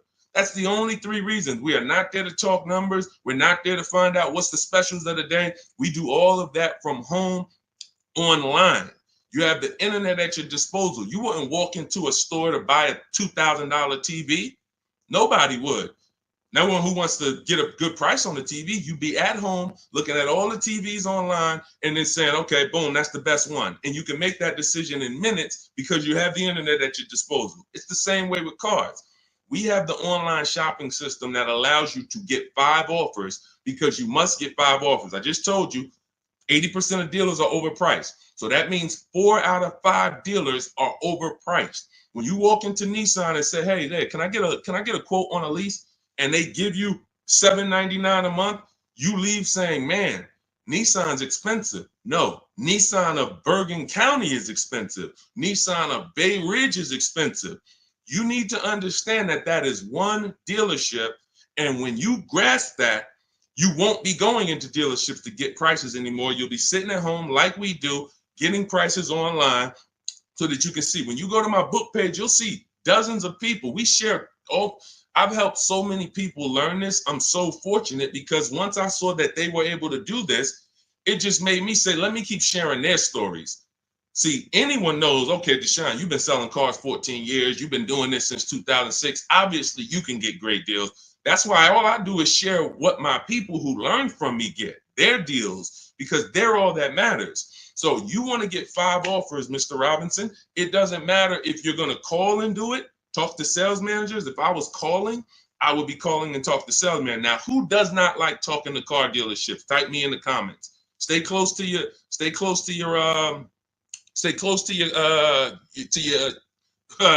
keyboard because I need to interact with you guys. Who does not like talking to car dealers? Because there are some people who do. When I was in Mercedes, it was some people who used to pop into the dealership every 2 months. They just come in. Hey, what are you doing here? And they're like, it's just, they get a thrill out of it. But if you don't like talking to car salesmen, type me or type hate it. I would only talk to managers if I enjoyed talking to car dealerships. I would only talk to managers if I enjoyed it. I would never be talking to car salesmen about a car deal.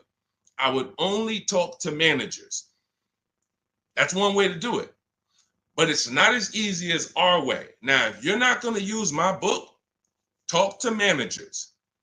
Talk to managers. You must get 5 offers because then you're going to see how the heck is the same car, same $35,000 car. One dealership's charging me $560, no money down. One dealership's charging me $490, no money down. One dealership is charging me $395, no money down. How are these offers so different?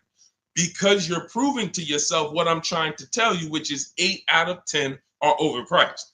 That's their best offer. Charlie, that you've been buying cars from for 17 years, you done sent your kids to him, he might not compete. He's happy as long as you keep coming in and letting him control your deal and saying, hey, hey, I made you a good deal. But once you start putting Charlie against the competitors, you're going to see Charlie was probably overcharging you all these years. And he's happy as long as you don't shop. But everything we do is by email. We do not talk to car salesmen. Everything we do is by email. In my book, I have scripts, templates. They're all email scripts. I'm not giving you script. Hey, don't ever say you don't have a trade-in. All of this stuff they've been trying to teach y'all since 2009 that never worked, that still had you having a horrible experience. We don't do that. I'm not teaching you to go negotiate with someone who negotiates 3 times a day, 5 days a week. I'm not going to do that. But what I am going to do is teach you what to say by email to everything they're going to say to move the conversation forward with multiple dealerships at once so you can get 5 to 7 offers. That's why in my book, step 5 is called the 25 to 5, where we connect with 25 dealers online. We do it in 20 minutes, and you use my email scripts to move the conversation forward to get 5 to 7 offers. Once you get 5 to 7 offers, you're going to see the best one. You make your deal in literally minutes. This will take you 90 minutes. This is so simple to do. That old way you'll never go back to. That's the system for buying new cars and leases. Shopping for used cars is different. We still don't talk to salesmen, but it's a different system because we use the marketplaces. But that's your problem with shopping for a lease right now, C. Robertson. You are in the wrong places, talking to the wrong people, trying to beg for discounts when you need to step out of that and start making dealers bid. That's all in my new digital book, Cars from Home, 7 Steps to Saving Time, Money, and Avoiding Dealerships. It's the whole blueprint, step by step. You can't mess it up. We got grandmothers, single mothers, introverts. Doesn't matter. You cannot mess it up. So get your copy for 75% off in my TikTok bio, my Instagram bio, the YouTube comment section, or the Facebook comment section. Only for 30 minutes. Use it. You'll never have these problems again. Go ahead, Dolan. Next question. Great question. Let's go. Negative equity. Can I still get a good trade? Not necessarily. This person has negative equity and they're asking, can I still get a trade in value? I told you the first thing you want to do with negative equity is make sure you're getting the most money for your car. That's super important because if you could have gotten 18 for your car, but you're looking at 16 and you're saying, okay, based on 16, I have $4,000 of negative equity. Well, if you got 18, you'd have 2,000 of negative equity. So part of this entire transaction, which I call the equity assessment, is making sure that I have found the buyers who will cut me a cash check and pay the most money. I do not go into dealerships and have them look at me and say, yeah, well, based on what we could pay, you got about 8,000 negative equity. Again, you're not going to pay more money than CarMax, Driveway, Carvana, Kelly's Blue Book Instant Cash Offer, AutoNation, and Car Guru, Sell My Car. These are 6 offers, and these are people who every day they are fighting to buy vehicles. These are the people you want to be selling your cars to. People who every day all they do is get up and buy cars. People coming in there, hey, I'm here to pick up my check. They inspect the car, go into the accounting department, cut the check. Thank you, sir. Take off the license plate. Next. This is what they do. They're not trying to sell you a car. They're trying to buy cars. That's why we want to put our car in that market. So that's the first thing. Now, when you look at that, I have 2 strategies in my book for negative equity, and then a third one that doesn't lead to a car, because there's only 2 things that I've seen that stop people from getting cars depending on their situation. Credit is too bad, negative equity is too high, and they can't transfer it. We had people, I remember I was at the dealership, I'm at Mercedes, I got people with 800 credit scores not getting a car. They could afford it, can't transfer it. The bank's not going to approve it. They got 10,000 in negative equity. They're trying to roll it over to a $40,000 car, and they're trying to do no money down. So they want to finance the tax. They want to roll in the tax, the fees, and the negative equity. Bank's not doing it. That is how you could not get a car with negative equity. But there's 2 situations where you can. First one is if you can pay that difference. I already mentioned that. You get your 6 offers: Driveway, Carvana, Kelly's Blue Book Instant Cash Offer, CarMax, Carvana, Kelly's Blue Book Instant Cash Offer, Driveway, and Car Gurus and AutoNation Sell My Car. 6 offers. If you can pay the difference, do it, because now you got a clean transaction. Now there's no baggage. I'm going in to shop for my car. Now, you have to time your transactions. In the book, I teach you how to time the transaction. You're not selling the car to them right away because you got to go find your car first. But here's another great thing about these companies. When you find out your car is worth 18, that's my highest bid. Now let me go shop for my new car. I'm going to keep y'all right there. I might not sell my car to y'all for 30 more days or 45 more days, but y'all going to be right there. They're not going to be like, hey, we only want to buy the car today. If you don't sell it to us today, we don't want it. No, they're going to be there in 30 days. Now, the offer might change a little. I always say you run it again every 2 weeks.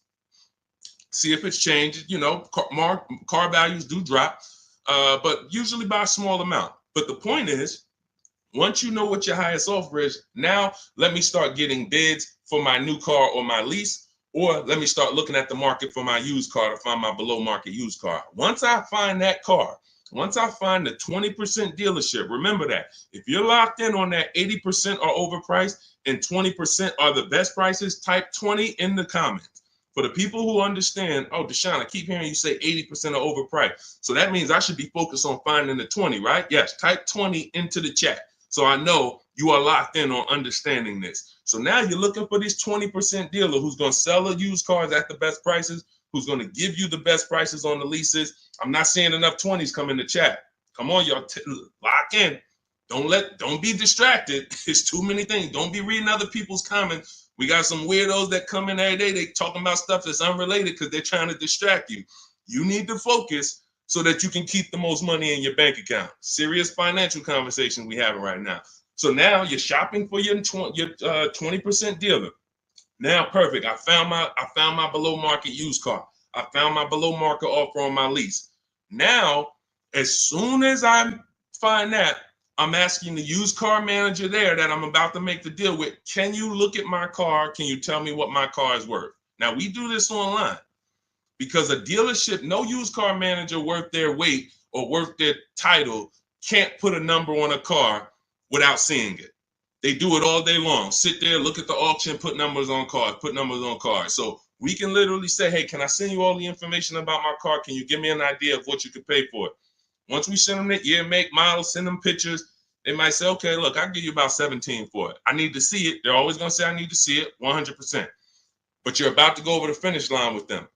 So now what they can pay for the car is what they can pay. You can't look at what CarMax was giving. You can't look at what you were getting through AutoNation, the car buy. You can't do that because, again, this is a dealership who's beat all their competition to sell you a car. That means they're selling you the car at the lowest price. The chances of them being able to beat all the competitors who wanted to buy your car is very, very slim. Very slim, almost impossible. But every now and then you will run into a deal like this. And this just happened with Melissa. Where's Melissa? Melissa, she gets her 2025 Honda Pilot. She didn't want to buy anymore because I told her about the 8-year rule. She found out she wasn't keeping her cars 8 years. She should be shopping for leases. She was spending so much money buying these cars, replacing them every 3 to 5 years, and she was losing on resale and depreciation. So once she learned about the 8-year rule, this is step 1 in my book, she said, Deshone, I'm not buying anymore. I'm going to be leasing. So she shops for her below market lease. She ends up getting a cash check. She gets her highest offer from Carvana for her old 2018. It left her with $12,000 of equity. Now, once she made her deal on the Honda, she asked the used car manager to look at the Kia. He matched the Carvana offer and gave her $12,000. That does happen sometimes. Every now and then, you're buying from a dealer and they can look at that used car and say, you know what, that car is valuable to me. And they will be able to match the offer that you got from the online buyers. But it doesn't happen in most cases. So you usually, but you don't want to get rich. You know, if I knew that I was getting 19 over here and they tried to offer me 14, that's when I'm going to be like, hold on, I might have to go and look at my other offer or my next best offer because it sounds like you're a little too low. But this is what you are. When you're at the mercy of trading, this is what you do. You can look at the market value of what you get and you're like, I know you're giving me nowhere near that. That's why I need y'all not to be trading cars. Get out of negative equity, stay out of negative equity, understand the cause for negative equity. You should be leasing cars, not buying them. The reason you have negative equity is because you buy cars, take out 5-6 year loans, 7, God forbid longer than 6. You're not paying them off. You're replacing the cars before the loans are paid. And this is continuing to keep you in a cycle of burying yourself in negative equity when you could be paying hundreds of dollars less, leasing cars, getting the mileage you need because you pick the mileage on a lease, driving new cars, always under warranty, and paying a whole lot less hassle-free if you just understand leasing. So feel free to ask questions about leases, and we'll go into detail about that. But that's the answer to your question. Everything we're teaching is in my new digital book, Cars from Home, 7 Steps to Saving Time, Money, and Avoiding Dealerships. You can Google it. You want to jump off and go Google that book. It's 5-star rated. Thank you to everybody who's reviewed it, rated it on Goodreads. Part of our welcome offer, you get your copy for 75% off. You won't pay the normal $97 price. It'll be in your inbox in 5 minutes. You'll have everything I teach for below market deals on leases, purchases, new cars, used car, high mileage drivers, understanding leasing, everything in minutes. In my TikTok bio for 30 minutes, Instagram bio, the YouTube comment section, or the Facebook comment section. Get there before 30 minutes is up, because after that, the price goes back up to $97. That's our welcome offer. Go ahead, Dolan. Next question. Shout out to the sharers and shout out to the people running the likes up on TikTok. Y'all know it's a couple people on here that know. I can see the likes just going up. Y'all keep tapping the screen and y'all see those likes run up. We appreciate you. I can't share this. We can't get this message out without you. The people who take the time to share. I see you. Hello from Jennifer. She said just shared the live. Everyone who shares these broadcasts, who tags their friends, we appreciate you. Y'all are the real ones. All right, let's go. Steve Chase. The 5.3, 6.0, 6.2 GM motors with variable valve timing are throwing lifters like crazy. Beware. Okay, well, listen, that's what we would check in our reliability and our longevity checks. See, so he's talking about the engines on these vehicles and the variable valve timing engines. Listen, there are cars that are new cars that have serious problems, especially when you consider what happened in 2020 to 2023, when we had a limited inventory supply, but we had people trying to build cars to get them out to satisfy demand. So you had a lot of cars being built on the fly. But here's the thing. Step 4 of my process, which is shopping, not buying, we're doing a longevity check, a reliability check, and an initial quality check. Any vehicle you're doing, if you're leasing or buying a new car, you need to understand these 3 terms. Initial quality is, what is the data saying about the car the first 3 months? What are the owners saying? Is the technology clunky? Is it hard to use? That's initial quality. First 90 days that the vehicle has been in existence, what is the data saying? Reliability is the first 3 months. What are owners saying the first 3 months about this vehicle? What is the data showing? Not your neighbor. Your neighbor is not the data. Hey, I love this car, Steve. Okay, there's 10,000, 50,000 other people that have this car, and maybe 10% of them don't love this car because there's an issue going. You might have got a good one, they didn't. We need to know what the data says. So reliability is the first 3 years. Longevity is the long term. What are the reports saying about the engines, the transmissions? So how do we check this? It takes us 5 to 8 minutes. You type in the year, the specific year, make, and model of the vehicle you're looking at. You do not type in Kia Sorento reliability. No. 2019 might have been trash, but they saw the data and they fixed it in 2020 is great. You must type in the specific year. So you're going to type in 2020 Kia Sorento initial quality, and you're going to just skim the first articles on Google and see what is it saying. Okay, this initial quality, owners report these issues, electric issues. Just skim the first page, look at the major third-party websites. Do not look at any websites that were made by a dealership or the brand that makes the car. Don't look at KiaNews.com. No, you want to look at the third-party sites to see what they're saying about this vehicle. Now, you move to, once it passes that check, You move to the reliability. 2020 Kia Sorento, reliability. Skim the articles. What is it saying? See any red? This vehicle, owners report less than average reliability on this vehicle. That's a problem. So once it passes that check, we move to the last one. And you don't have to do this if you're leasing. You're only doing this last one if you're buying. 2020 Kia Sorento, longevity. That's going to tell you right at the top. Owners report these engines last 80, 90,000, transmission issues, 80, 90,000 miles. Or sometimes you'll see right at the top, these vehicles last 200 to 300,000 miles when taken care of, well maintained. That's a great sign. Now, how do we make sure that the vehicle's been well maintained? That's a different issue. We talked about that a little earlier.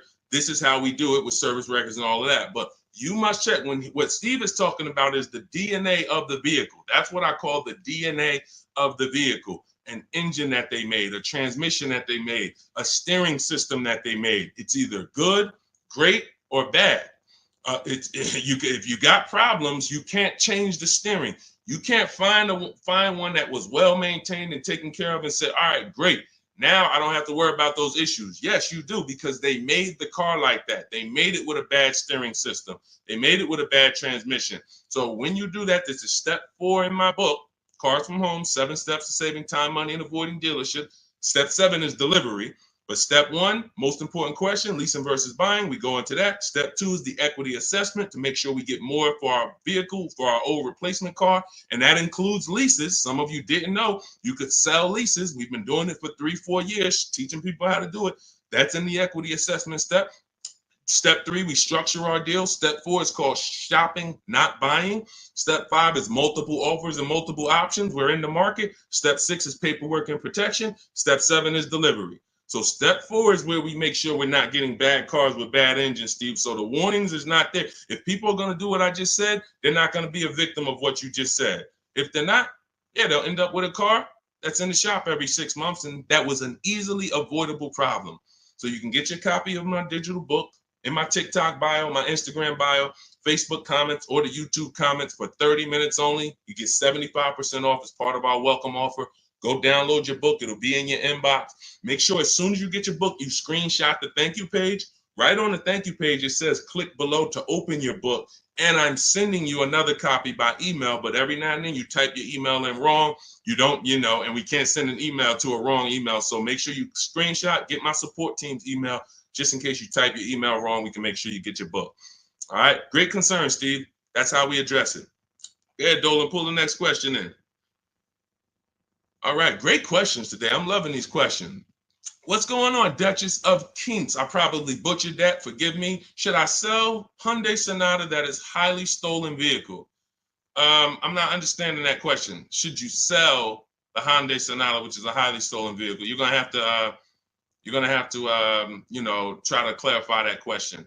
Now, Dolan, there was a question on TikTok I mentioned earlier about somebody who said they bought a car during the pandemic, a $10,000 upsell. It's from Hey, it's Elmo. Okay, perfect. Hey, it's Elmo says, I bought a car during the pandemic, $10,000 upsell. This is the sad part about what happened during the pandemic. They made you think that everyone was selling cars at those prices. And that's where I birthed the system that I teach about making dealers bid so that you can see that 80% of the dealers, even back then, were overpriced. I had friends in the car business, still do that, with managers that I was calling during those times. And we were talking about what dealers were doing. And it was like, some of them were disgusted with it. Very, very few of them were moving like that. They were selling at list price. Very few were giving discounts, but no one was charging $5,000, $10,000 over sticker. So I knew that. And my mission was to teach people back then that you have to get bids from multiple dealers, because the 80% who you guys know are the overpriced dealers. If you've been on this stream, 80% of dealers are overpriced, 8 out of 10. If there's 8 Kia dealerships on the road, 8 of them, no matter how much you negotiate, are never going to be as low as the other 2. The other 2 are the competitor. They want to beat their competition. They don't care if they make $1,000 profit on a deal. As long as they're beating their competitors, they want to do it. These other dealers will be like, hey, I need to make at least $4,000 on this car. I'm not selling it. That's what you're dealing with. And they're not giving you the rebate. So all of this stuff happened during the pandemic because people didn't know how to shop. So one of the most popular vehicles during the pandemic was this vehicle I'm showing on YouTube, Facebook, and Instagram. It's the Kia Telluride. And Benita, you can look at the year. This was 2022. We were still seeing people pay $5,000 and $10,000 over sticker for these Kia Tellurides. Benita comes in, she gets bids, and she ends up with a lease at $600 a month, $600 down. She gave them $600. She drove off. There were people, and if anybody is willing to say me and tell your story about the Kia Telluride, there are people that were paying $800, $900 a month for this exact same vehicle. They were leasing them and buying them for $5,000 and $10,000 over sticker. She ends up, I don't know if she got a discount, but she probably did because you couldn't get to a $600 payment on a Kia Telluride back then without a discount. So what does that tell you? It's always going to be deals. It depends on how you shop. Somebody came to me in the gym. First thing he said to me was, man, when is the car market going to get better? We have been getting deals since 2019. There's never been a point in time in my life where I couldn't get a below market deal. So what you got to understand about the car market is it's three prices, always three prices for every car. Every time you buy a car, you need to lock in. There's three prices that could be paid. Market value, that's what most people are paying. Above market value, that's what some people are paying because they have no idea how to shop. They're easily manipulated. Dealers know how to make them pay more and have them think they won. Happens all the time. And then below market value. Below market value is reserved for the savvy people with strategies. You don't get a below market price by accident. You don't get a below market price by negotiating. Because if you're negotiating with an 80% dealer and you think, oh man, I talked him down to the bottom, he wouldn't even do no less than what he was going to let me walk out. That does not mean that was the lowest price in the market. The way you get the lowest price in the market is through bidding. It's through getting 5 offers from 5 separate dealers to get your prices. Look at somebody like Teddy. Teddy gets a BMW because people say, well, does this work for exotic cars or luxury cars? This works for every car because the bidding system works for everything. Amazon, that's how we buy everything in life. If you really think about it, bidding is how we buy everything in life except cars. Think about that. Everything in life we do, when we're buying cars, when we're buying TVs, when we're buying, just anything. Most of the websites we're on, it's teaching us a bidding system. We're looking at so many options, so many offers, and then we choose the best one. When it comes to this, Teddy's highest offer on his $73,000 BMW, you can see the price here. His highest offer was $1,123 a month. He ends up getting it for $856 a month. $856 to $1,123. 80% of dealers, look, his local dealer, read the comment in the middle. My local dealer, the one that's closest, the one he's probably been, every time he wanted to see the car, he walked in, see them. Oh, hey, Teddy, when you're ready, man, we're going to take care of you. His local dealer comes back at $937. So he's sitting at home. And look, he said, thank you, Deshone, for the wisdom and advice. This program works. I even got them they covered his last 2 lease payments. He had to drive an hour and a half to pick it up. That's when you know you did it right. When you got to drive an hour and a half to save $5,000, that's when you know you did it right. Because a lot of times those dealers who are far from you, when they see a zip code come in on their website, man, this person is nowhere near us. They look at it as an opportunity to take a deal from their competition. And they love doing that. They love being able to say, all right, I would rather have our license plate frame in their city so that they know we got that deal. But the ones closest to you, sometimes they feel like they own you. Come on, Mo, you know, how many cars have I sold you? Remember, your father used to buy cars from me. They don't want you to shop.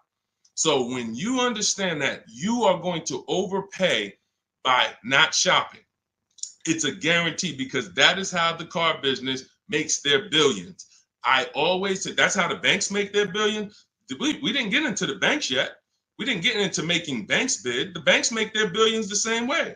They don't want you shopping other banks. They want you locked in. Here, get a pre-approval. Lock you in. You got 30 days to find a car. Then you got to come back and get another pre-approval. Everyone wants to lock you in. They don't want you using the internet to get better deals, sitting at home, making all these banks bid, all these companies bid. And that's the reason why you can pay $10,000 upsell and think that was the best deal you could have gotten. I remember when the Bronco came out, the new Bronco came out right about that time, and everyone wanted the Bronco. There was $10,000 over sticker and more. G-Wagon, same thing, $25,000, $50,000 over sticker. If you knew how to shop, you could find a dealer that wasn't paying, that wasn't charging that. Which means if you found a dealer, if you were about to sign a deal for $15,000 over sticker, $15,000, because you're thinking, oh, they're telling me this is it. It's no cars out here. And then you find a way through strategy, through shopping, and you find a deal at sticker, you just saved you just avoided a $15,000 mistake. Because if it was the only way, then it's not a mistake. If everyone paid those prices, it wasn't a mistake. This was just what everyone was paying. I needed a car, I had to pay it. But when you find a car that didn't have the markup and you get it, you understand. So let this be a lesson. I'm the bad news first person. I can't change that. Some of you, you know that. You've been on with me long enough, you've been following me, or you've been on the stream. I always admit that. I'm the bad news first person. Most times you come into my stream, it's not going to be good news. You're going to hear about mistakes you make. I used to do a class where I just broke down 23 mistakes I see most people making that's costing them thousands. But I don't leave you there. I give you the new way. If I left you there, then it would be like, dang, this is terrible. No, I gotta tell you the mistakes and how much it's cost you not knowing how to shop, how much dealers have made on you to get you to say, oh, let me do something different so that they don't keep making this money on me that I didn't have to give them. So all of this, the bidding strategies, everything I teach is in my new digital book, Cars from Home, 7 Steps to Saving Time, Money, and Avoiding Dealerships. It's 5-star rated. You can Google it. You'll never have to worry about upsell. I don't have one person that I know that have reported a deal to me. And, I can share these people all day long. You guys know all I do is share people. Eddie, Kimberly, Charles, Sean, huge discount, $20,000 discount. Kimberly, $20,000 discount on her Maserati. Charles, ridiculous deal on her Palisade. Pierre, on his pre-owned Mazda, he gets 20% off the original MSRP on his pre-owned. It was only 1 year old at the time. Zafrina gets a 0.88% lease, $579, $66,000 vehicle. Tiffany, use my book, $44,000 Mazda, ends up getting $6,500 discount from home. All of these people are making these deals from home. Teddy, we already talked about. Look, Jared, use the scripts. Lowest offer $565 a month to $520 a month. 2024 Volkswagen, no money down. No one who has learned from me has ever paid over sticker. We don't really even accept sticker price. We find the dealers who want to beat their competition, and in most cases, dealers are going to, let me show you the biggest discount I've ever seen. I've never even gotten, and now this is a specific car. Every car is different. The bottom market value of every car is different. But Milligan, she got the biggest discount I've ever seen on any car. Hold on. Milligan, a couple days ago, she got a Mercedes. She got a 2024 Mercedes EQE. It was a $79,000 vehicle. You can see it if you zoom in. Her adjusted price was $51,300. From $79,000 to $51,000. Some of you know someone who has this vehicle. If you didn't get, this is how feeling for the bottom is a losing strategy. You might have thought you did good. Deshone, I got that same vehicle. I got the EQE. I got $10,000 off. I thought I won. Milligan got $27,000 off. Let that sink in. You can't feel for the bottom. You can only have dealers bid to find the bottom. You don't know what the bottom is. They want you to think you won. Hey, you got 10,000. Ain't that good enough? Yeah, I guess. I never got 10,000 off a car before. If this particular case, you would have lost $17,000 overpayment. So this is what bidding gets you. You want to learn to make people bid and stop negotiating with one dealer or two dealers. It's a losing strategy. All right, go ahead, Dolan. Next question. Great questions today. Keep them coming. Keep them coming. Dang, y'all running the likes up on TikTok. Thank you so much. We on 2 TikTok channels right now, if y'all didn't know. Every time y'all hear something y'all like, y'all keep running those likes up, man. I appreciate it. That really matters. And shout out to the people who shared, who tagged somebody. If you haven't tagged your best friend into the broadcast, I got to question what type of friend you are. Your best friend out here right now, car shop, and you don't even know it. And you getting all this gold and you haven't tagged them in. What's up, Tracy on TikTok? Lease is up in 2 months. Use the private broker. How do I know if he gives a good deal? Great question. Most brokers are ripping you off. And here's the thing, they're controlling your deal. They're not bad people. They're just about the profit. So as a broker, we work on trust. When I was a broker, it was a trust system.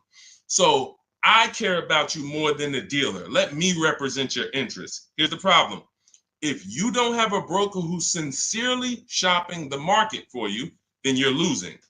We always separate our transactions. I call them the 3 pillars of great car deals. Who you buy your car from, that's one pillar. You need to get a great deal there. You need to get the best deal, who you buy your car from, 80% to 20%. Who I sell my car to, that's another transaction.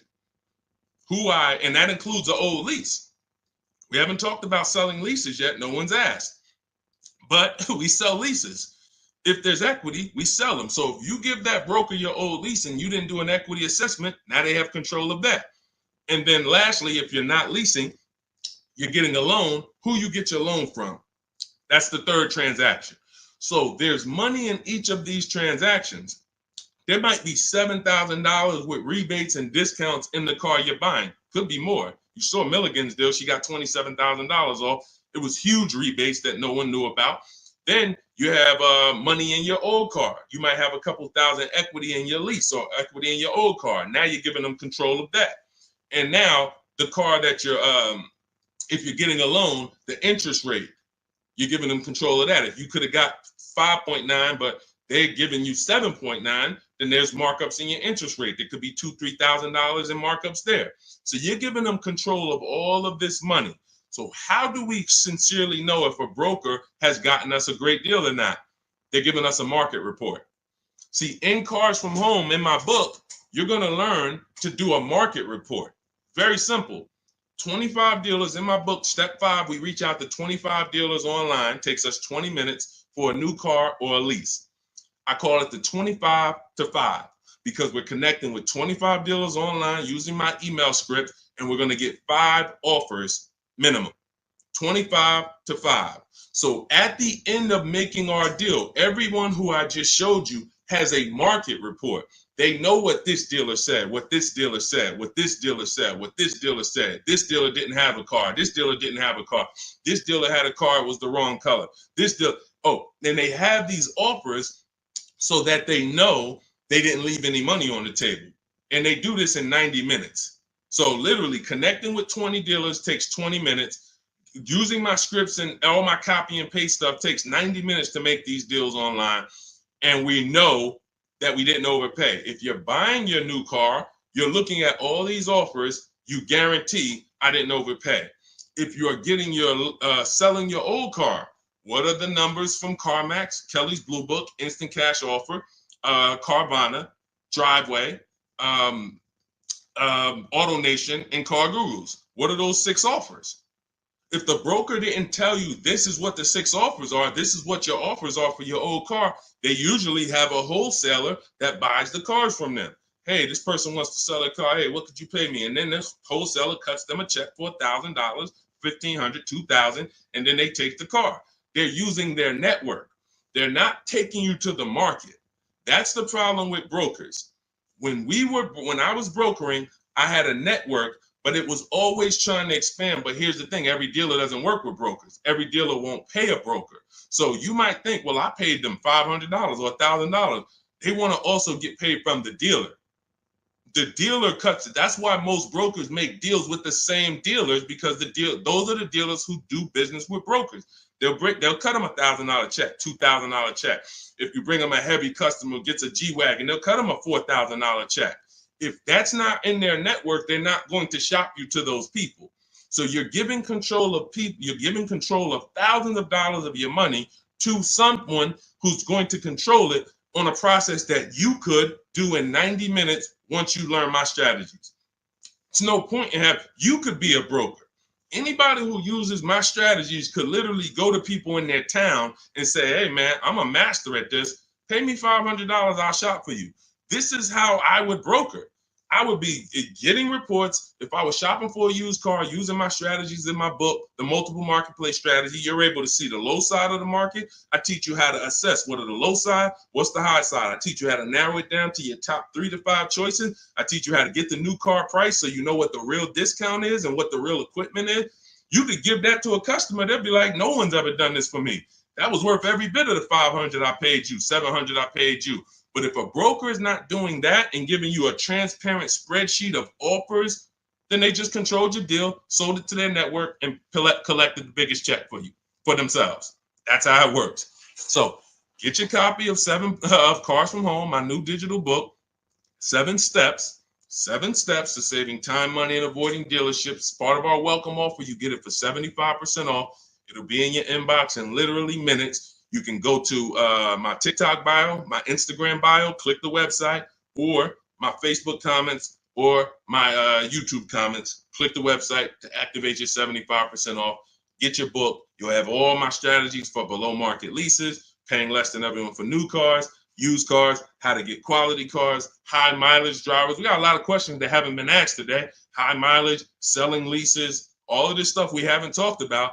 That's all in there step by step to make sure you pay less than everyone else and you do it from home without having to negotiate or beg or have down payments or any of the stuff that they want you to think you need. But after you get your book, make sure you screenshot the thank you page because it has my support email on there as my team. In case you type your email wrong, we'll make sure you get your book. We can't send the book to a wrong email. Also, as soon as you get your book, you'll see a link below. It says click below to open your book because you might want to just open it and save it right there to your computer and then come back to the stream. But go get your book. It's part of our welcome offer, but it's only for 30 minutes. Once the 30-minute timer is up, price of the book goes back up to $97. And some of you knowing what you know, knowing what we've covered in this stream so far, you understand the book is worth every bit of $97. It's worth more than that. That's a book that I could actually sell for $297.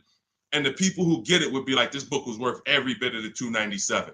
So even if you miss the 30-minute timer and it's $97, it's worth every penny. But you need to get your book if you don't want to bother remembering this or whatever. It's my whole blueprint. And Google it. Google it if you want to hear from your peers about how great the book is. Thank you to everyone who's reviewed it, everyone who rated it. It really matters. All right. Goody from TikTok. Does your book explain how to find out if dealership has rebates? So a dealership doesn't have rebates. The manufacturer has rebates. See, they make you think we have a military deal. We have rebates. No, it goes to the region because the manufacturer has to keep the dealerships competitive. So he can't give one Jeep dealer $2,000 rebate without giving it to the other Jeep dealers. It doesn't come from the dealership. It comes from the manufacturer. This is a clue for you to understand that one dealer can't do something another dealer can't do. If one dealer who earned your business, when you use this bidding system and you start getting at least 5 offers for cars, beats everyone else, you'll see, wow, they're taking off $10,000. These other dealers wouldn't take off no more than $5,000. What, did they have better programs? No, they didn't. They just were comfortable selling and competing against their competitors to beat them, and they gave you all the rebates and everything they had to make a deal with you. These other dealers wanted to make $5,000 on you, $7,000 on you. They weren't going to go below that. So when they said, hey, Goody, that's our best offer, they weren't lying. That's their best offer, but it wasn't their competitor's best offer. So the only way you are going to get the rebates is for you to understand you cannot ask for them and get the truth and know the truth. You have to get bids to reveal the truth. You could have a $5,000 rebate on a vehicle. Dealer might come to you as you walk in because you're negotiating and that's what they like. And then you say, hey, give me your best price. And they say, okay, well, I'll give you this. And by the way, we got a $2,000 rebate I threw in there for you. Oh, that's great. Now you think you're doing good. They just told me about a $2,000 rebate I didn't even know they had. You go to another dealer, they tell you it's a $3,000 rebate. But once you get bids and you're looking at 5 to 7 offers, you see, wow, it's actually a $5,000 rebate. You have to reveal that. We had a woman in California, Shonda, she was buying a Volvo XC60 or XC90 at the time. She's using our strategies. She's in Northern California. She got a Costco program rebate on our scripts in my book. I teach you how to put any affiliations you have. There's certain things you must have when you contact a dealer for a new car quote or a lease quote. They need to know your zip code, what you do for a living, what vehicles in your household. Many of you can't get quotes because you're just not giving the dealer what they need to actually give you a quote. So that's why I have the templates in there that you just fill in, send it to them. So on her deals, she sees that there's a rebate for Costco members. There's also some other rebates, but she found out that the best price she was getting was in Southern California. It was 3,000 or 4,000 less than all the dealers in Northern California. So I said, well, what are you going to do? She said, I just booked a plane ticket. It was $79. I said, that's exactly what I would have did. I'm flying to Southern California to save almost $4,000. Cost me $100 for a plane ticket, and I'll drive back up to Northern California in my new vehicle. See, you must reveal the rebates. Dealers will tell you there's 5,000, there's 8,000, but if you're dealing with an 80% dealer, and all of you who've been on the stream, you know the 80% of dealers are overpriced. We've already talked about the 80 and 20. Out of 10 Volvo dealerships, 8 of them are going to be overpriced. No matter how much you negotiate, you can't win. You're never going to get a below market price from the 80%. But the 20% are going to reveal what the true rebates are. They're going to reveal what they have to work with. They're going to, if they have $5,000 of negotiating room and they're trying to beat their competition, they're going to give you like $4,000 of that plus the rebates. They don't care if they're only making $1,000 on the deal because they want to sell the car and beat their competition. The other dealers, the 80%, they're not there. We're not making less than $5,000. We're not doing the deal. And that's it. We'll sell it to somebody else. We'll sell it to somebody else who doesn't know how to shop. We'll sell it to someone else who walks in and tries to negotiate with us. We'll sell it to somebody else who doesn't make us compete against competitors. We're not going that low to earn your business, Mr. Goody. So that's okay. That's why we sit at home. We talk, we communicate with not just them, but with all of their competitors. That's why the strategy in step 5 is called the 25 to 5. You're going to be connecting with 25 dealers in 20 minutes using my email scripts to get 5 to 7 offers. And next thing you know, you found the highest offer, the best offer, and it might be an hour and a half away. Look at Sean's deal where he saved $20,000 on his F-150 Lightning. Some of you may know someone who has this vehicle. Didn't save 20 grand off of it. Look, he said $73,000 F-150 Lightning. He ends up getting $49.90 discount plus $15,500 in rebates. Now, I go to him and I said, look, because some of you would have been like, wow, that sounds like a good deal. We need to go and take that deal. But here's what I had to ask him. I had to ask him, if you don't know, if you haven't seen the other offers, we don't know for sure this is the best deal. We don't know for sure this is the best deal because what if you could have been Milligan and you could have got $27,000 off? Type dollar signs if you want all the money off. Type all the money if you want all the money. If you would be mad saving 20,000 because you could have saved 27, if that extra 7,000 would make you mad, would bother you, you didn't get that, type all the money. Type dollar signs if you like Deshone. Yeah, I don't care if I'm getting 20. If I could have got 27, I want the 27. So this is how we prevent that. You must get offers to find out. So the $15,500 discount from Sean is we don't know it's the best offer until we look at the other offers. Now let me find the clip where he explained how he had to go outside his state. Hold on, I got a lot of pictures here. He had to go outside his state to actually get the best offer. Hold on. Here we go, right here. He says, I guess I could have put a little more info on here. Yes, he said, I got about 15 quotes. I couldn't find anything under MSRP. I ended up expanding my search to 150 miles outside my area to find this deal. I'm going to another state to pick this up, which is something I never would have thought before. And I can't see the rest because the comment's blocking it. So he was local minded like you. I'm just going to find the best deal locally. Once he starts using my systems and finding out, wait, I could talk to a dealer that's 200 miles away from me the same way I'm talking to a dealer that's 20 minutes away from me. He expands his search. The dealer who's in the next state over saves him 20 grand total, gives him all the rebates. He drives to the next state to pick it up. That is how you win. What's up, Aways? Good to see you. That is how you win. Local business is dead. That doesn't mean the local dealer won't win the bid, but they must win the bid. Car dealers are not your friends. Hey, you might have been, it's going to be hard for you if you've been inviting your car salesman to the barbecues and they know all your kids and all of that. The whole thing is trust. That's what they're basing it off of. And watch this. If they don't mind competing, you can still come to the barbecues.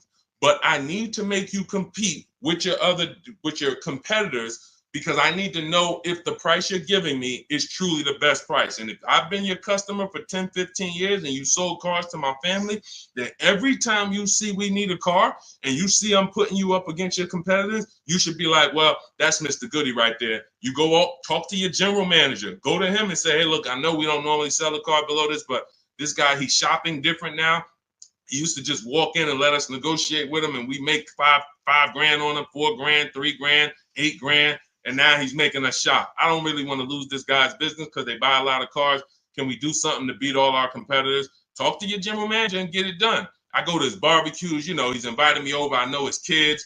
But if they get mad at you because they're like, wait, come on, what do you mean you put me through all of this now? Then you understand. You've been making money on me for years, and now you're pissed off because I'm making you compete. That's good. We needed to know that. Thanks a lot, Charlie. Hey, hope you enjoyed the barbecues. You won't be back. All of this is in my digital book, my new book called Cars from Home, 7 Steps to Saving Time, Money, and Avoiding Dealerships. You can get it for 75% off as part of our welcome offer. In my TikTok bio, click the picture of me. My Instagram bio, click the picture of me. You'll see a website there, and then click the button that says 75% off my new book as part of our welcome offer. I have one in the YouTube comments or the Facebook comments, no matter where you're at. Get your book, but it's only for 30 minutes. After that, price goes back up to $97. So $97 is worth it. $24 is even better, and it'll be in your inbox in 5 minutes. You'll have all my strategies for below market leases, below market purchases, below market used cars, leasing versus buying, bank bidding war, making banks and credit unions bid without hurting your credit. Everything will be there for you for $24 if you get there before the 30 minutes is up. Go ahead, Dolan. Great show. I'm loving the questions today. If you're getting value out of what we're doing so far, I want you to type value in the comment section. If you are getting value out of what we're doing, shout out to the people that's locked in. Shout out to the people that are locked in. I want you to type value, value, value, value, value, value, value, value, value. I see. This is all we do. I told you from the moment we started the stream, we don't play around here. We don't hold back. All we do is, all I want you doing is emailing me and writing me with your car deals. I want to be pulling your deals into the stream, just like I'm showing Rosalie, just like I'm showing Jen, just like I'm showing Ansley, just like I'm showing Vincent, just like I'm showing, look, Tasha. I want to be pulling your deals into the stream. And that's all I care about. Everyone knows I can get below market deals. There's nobody on this stream that would be like, hey, Deshone, man, you've been in the car business since 2006. Absolutely. But your deals is what proved the system worked. Once I saw people doing this in 2021, it proved to me that the system works. Now let's just have more people use the system. All right, let's go. We don't talk, T. I don't talk. There's no way. In fact, you said, how can we talk? Hit the Shop with Deshone button. In my bio is a button that says Shop with Deshone. If you qualify for us to do this together, then we can talk. But unfortunately, we got blessed, thank God. We got 2.3 million followers. Everyone wants to buy a car. If I was talking to people, I'd be talking to people all day and we'd be getting things done slow. Like we're about hundreds of people working together. Like I'm not about 20 people. Like it's 60 million people that buy cars. So what we hold ourselves accountable is, are we helping hundreds of people every month get below market car deals? Are we getting information out there that's going to help hundreds of people do it? So if you want to know about us working together and joining my group and working with me personally, hit the Shop with Deshone button and see if you qualify. All right, that's in my bio. That's in the comment section. You can go to shopwithdeshone.com. See if we qualify to work together, but that's the only people that I talk to. All right. Returning my lease and financing a 2025 RAV4. Will I get some money for the return of my vehicle? You need to do an equity assessment. So if you first thing you do is you're going to go to Kelly's Blue Book Instant Cash Offer. You're going to go to Auto Nation. You're going to go to Driveway. You're going to go to Car Guru, Sell My Car. You're going to go to CarMax. You're going to go to Carvana, and you're going to put all the information about your vehicle into those websites. And when they get to the part where they say is the vehicle owned, leased, or financed, you want to type owned. You just want to know what the raw value is without them knowing it's a lease or purchase. None of that. Just want to know what the value is. You're going to call your bank. You're not going to do this process takes 20 minutes, and we've had people make $3,000, $5,000, $10,000 doing the equity assessment. Don't be lazy with this. Call your bank, ask what your payoff is, and when you find out what your payoff is, compare it to the offers. And then you're going to ask, do I have a third-party restriction? The third-party restriction doesn't limit who you can. It doesn't limit your ability to sell. It limits who you can sell to. So if you are selling to a third party, that means you can sell to Carvana. You sell to CarMax. You don't want to buy your car and then resell it. We had a lot of people doing that during the pandemic. They were paying taxes and fees to buy, and they end up making little to no money. They literally were buying the car saying, oh, well, I could buy it for 20 and resell it to Carvana for 25. But when they bought it for 20, they had taxes, fees, and by the time they went to sell it, they only made $1,000. When we could have just bid that out to a used car manager, because again, the third party restriction doesn't limit your ability to sell. It limits who you can sell to. So in my book, in step 2, which is the equity assessment, I teach you how to do 3 different equity assessments depending on your situation. You're only going to do one, but there's 3 different types depending on your situation. One is a standard equity assessment. That means I own my vehicle or I finance it. So who didn't know that you can sell a car that you actually have a loan on? Type me. Some people thought, oh, I thought I had to wait for the title. You don't. You can sell a car you have a loan on. So that's the first equity assessment, own vehicles and finance vehicles. Second equity assessment is lease vehicles. Third equity assessment is leases with a third party restriction, and we bid it out to a used car manager. So these are the 3 ways we do an equity assessment to make sure we're not leaving any money on the table. And that's it. We've had people make thousands and thousands of dollars. And during the pandemic, it was even more because cars were worth $7,000 to $10,000 more than they were. So we had people making, I sold my Jeep Grand Cherokee lease. I made $9,000. I sold my mother's Mazda CX-5 lease back then, and she made $10,200. So that's all throughout my pages. I've helped people. People be like, yo, I made $7,000 using your strategies to sell leases. Yo, so we had plenty of people then. Now, values are normal again, but you do still have people that are making $2,000 and $4,000 depending on the resale value of your cars.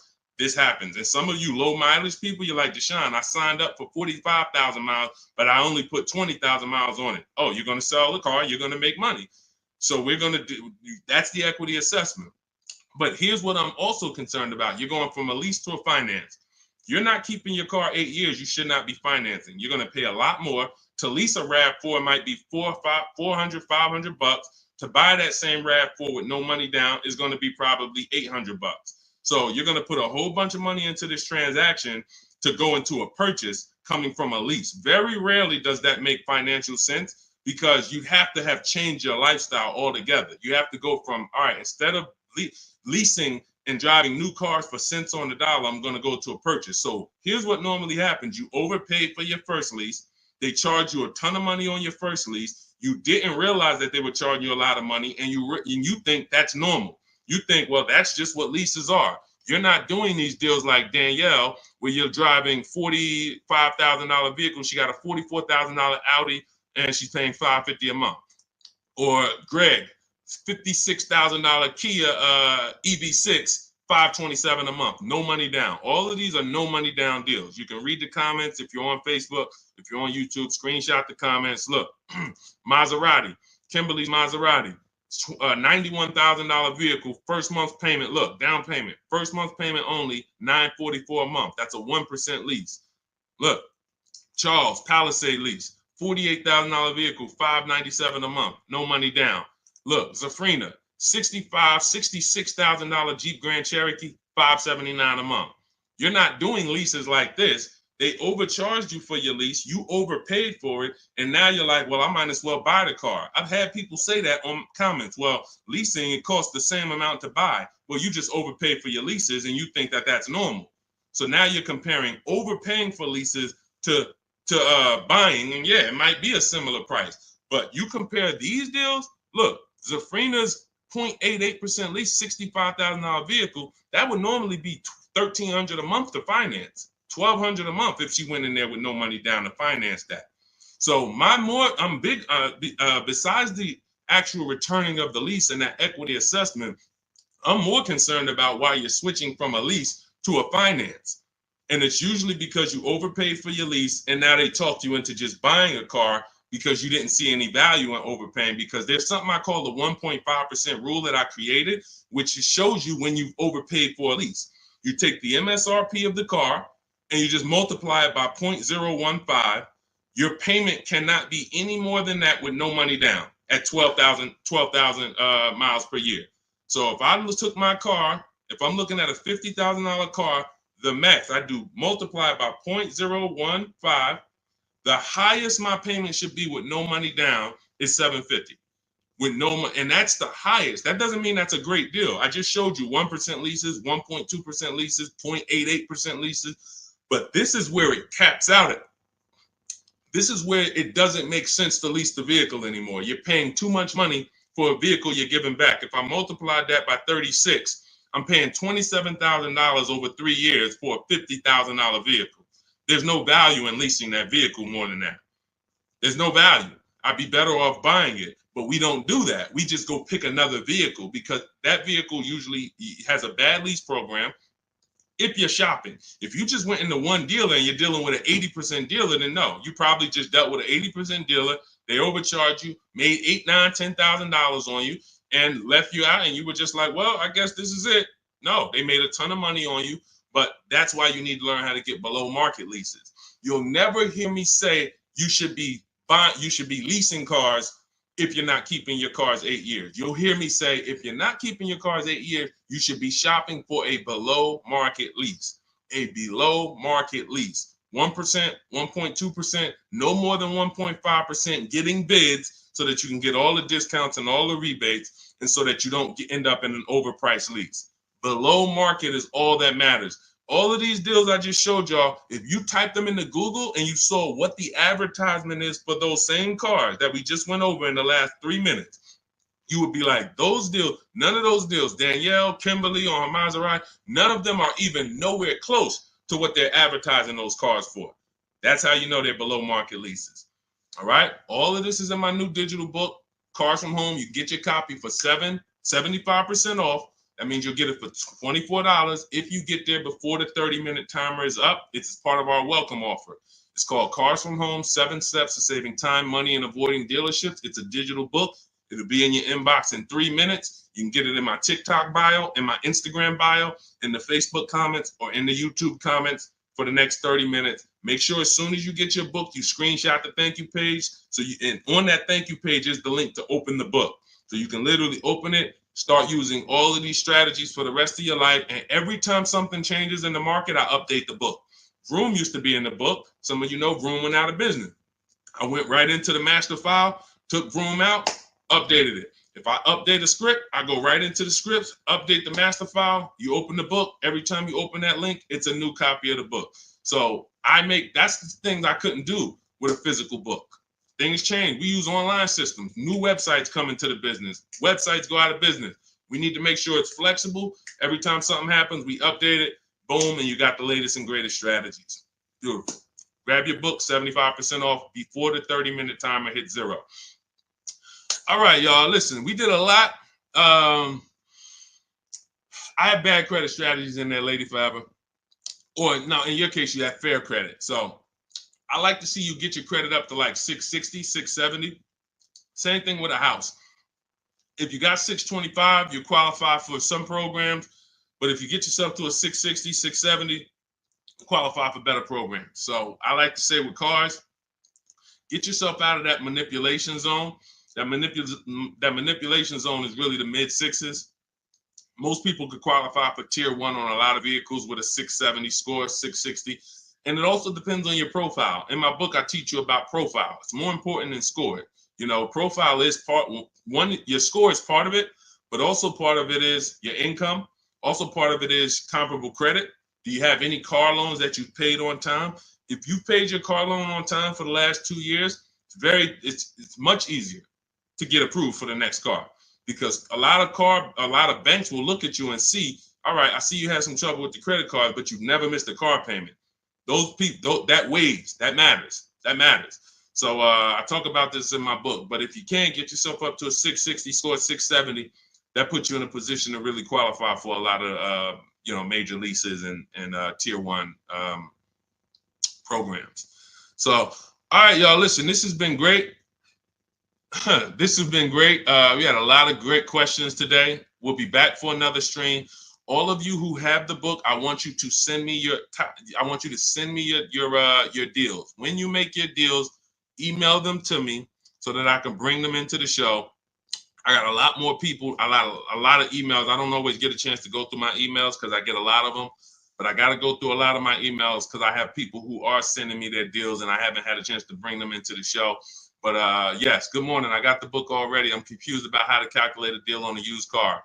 Just when you narrow it down to your top choices, get the new price, use the true value calculator, put the new car price in with the asking price, and it'll tell you what the true value discount is. We buy based on the true value discount. We didn't get a chance to talk about that in the stream today. Again, there's so much in the book. We could be here for 2.5 hours talking about different things, because me talking to you about leasing is different than what I'm talking to a person who's buying a used car about. That's different than a person who's buying a used car cash or buying a new car cash. That's different than a person who's going to be using the bank bidding war and putting banks against each other.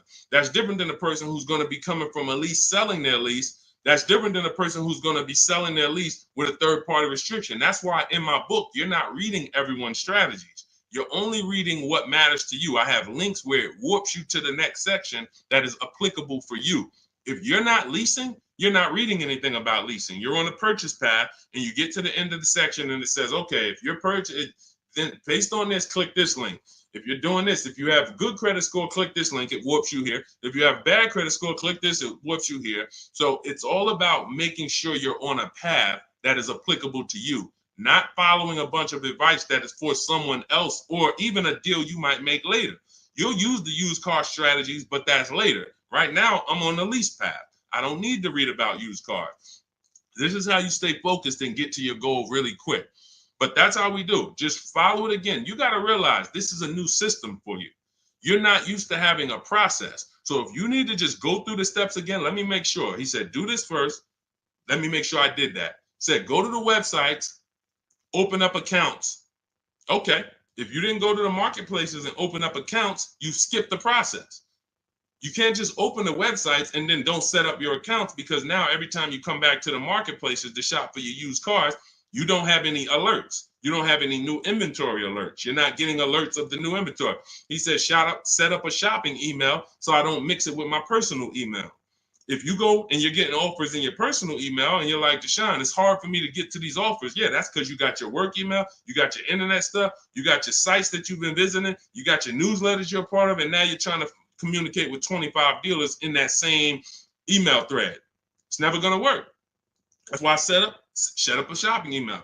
I say set up a Google Voice. We don't just have dealers calling our phone, so we don't have to talk to dealers. We don't have to, yo, Deshone, how can I stop these dealers from blowing up my phone? You skipped the step. You didn't set up the shopping phone number for free that I told you to set up. Put on do not disturb so no one can even talk to you. These are all steps that you need to review. But here's the beautiful thing. Once you get this, it's the muscle memory. See, I could do this in 90 minutes, 60 minutes sometimes, because I've done this hundreds of times for other people, myself, and I wrote the blueprint. Once you get to the point where you're like, wait, I'm going to trust this process and stop trying to come with my own ideas. If he says do this, I'm doing it. He says go to this website, type this in, I'm typing it in. Then I go to the next step. So typically the people who do the best, the quickest, it's very easy for you to follow directions. But some people, that's not your learning style. It's harder. But you'll eventually trust the process. It's going to take you longer. But it's not the process, it's you. If you came to McDonald's and they told you, hey, all right, flip the burgers. When you hear the buzzer go off, flip the burgers. As soon as you hear it, you sprinkle a little seasoning on them. You do 2 drops of seasoning. Shake. And then you hear the buzzer go off on the fries. That's when you pick it up and then you dump them in. and then you sprinkle five salt. Shit. See, it's a system. They're not giving you an option. My system is the same way. It's very rigid. There is no add your own stuff to it. Deshone, I was on the websites. I was looking at some of the lease offers. Man, they look bad. Where in the book did I tell you to go to websites? Oh, no, you didn't. Why'd you do it then? You're mixing your own stuff. So again, the people who have an easy time following direction, military people usually, a lot of military people come in and they get right to it. They're like, Deshone, like I had one girl tell me, she's like, I'm in the military. So as soon as I saw the directions, I'm just trained to follow. That's how I got to it quick. But some of you, it's going to take you a little while because you're an overthinker. That's okay. You'll realize once you get the deal done, you'll be like, man, I could have did this in 2 hours. It took me 5 hours because I just was overthinking. I'm doing stuff that he ain't say do. And that's the beautiful part. Because next time you get a car, you'll think less. You'll be like, all right, let me trust this system now. Third time you get a car, you're a master. Now it's like, all right, boom, boom, boom, boom, boom. That's the process. So get on the train.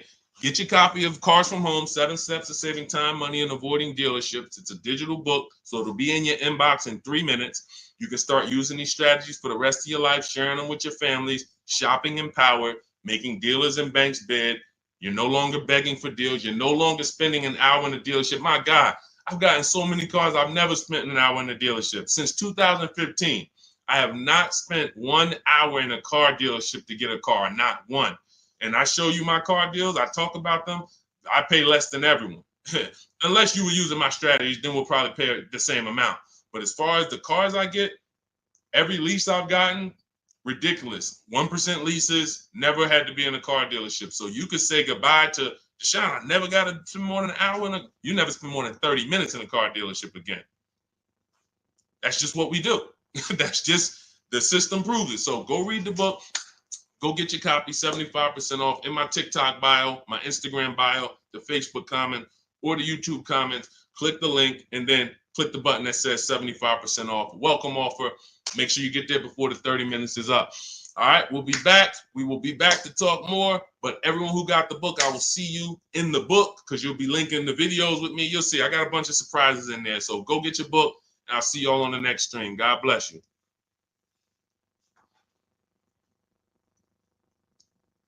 Yeah, this was a good one today. Had fun today.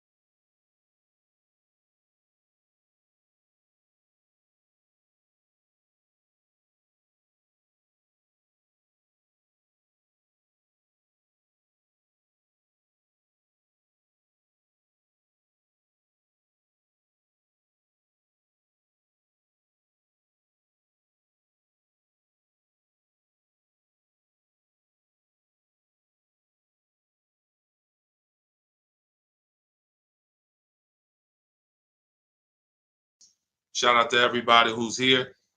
We're about to start our car shopping questions and answers live. We'll be answering as many questions about car shopping, leasing, buying, pre-owned cars as we can in about an hour.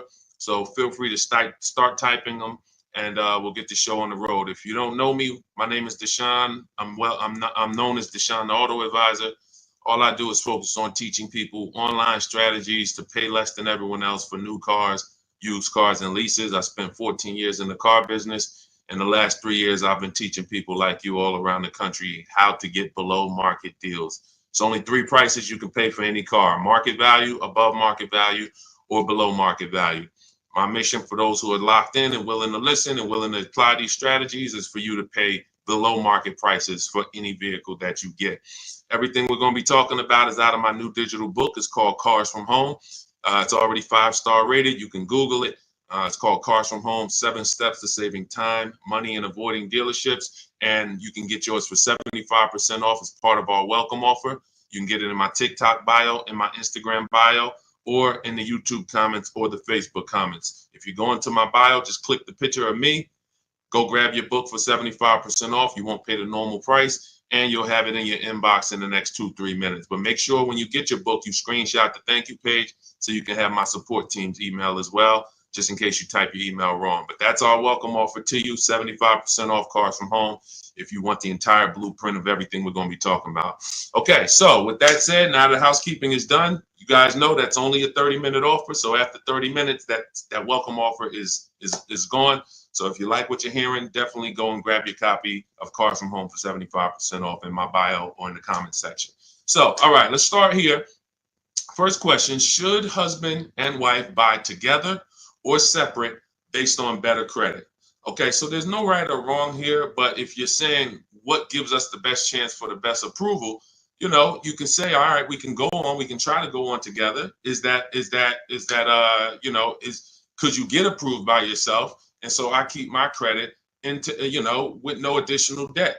Or if I'm trying to build credit and you're trying to build credit, then all right, we might go on together. But if it's not necessary for us to go on together, then you may want to keep your credit profile separately and just, get the person who can get approved the individual approval.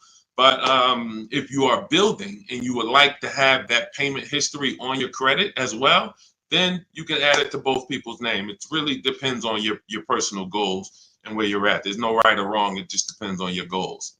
All right, let's go, everybody. Keep typing your questions. We got our first couple questions. As you type them, we'll add them to the show, and we'll get through as many as we can in the next hour. Go ahead, Dolan, shoot the next question up. Okay, what's up, Reem 99? I have a 2019 Chevy Silverado. I owe about 30,000, 120,000 miles. So the first thing that you should be considering is you're a high mileage driver. So I want you to look at this lesson that you're about to learn on depreciation. All right, here's what everyone buying or leasing or considering acquiring a depreciating asset like a car needs to understand. This is what I call the depreciation curve. This is also what I call the unseen expense. So you'll hear a lot of people who come to our streams refer to the unseen expense, which is depreciation. So if you buy a vehicle today, and stay by your keyboard so you can dialogue as I ask you these questions. That's how you're going to get the most out of this video. As if you buy a car today for 40,000, let's say I left it outside your house.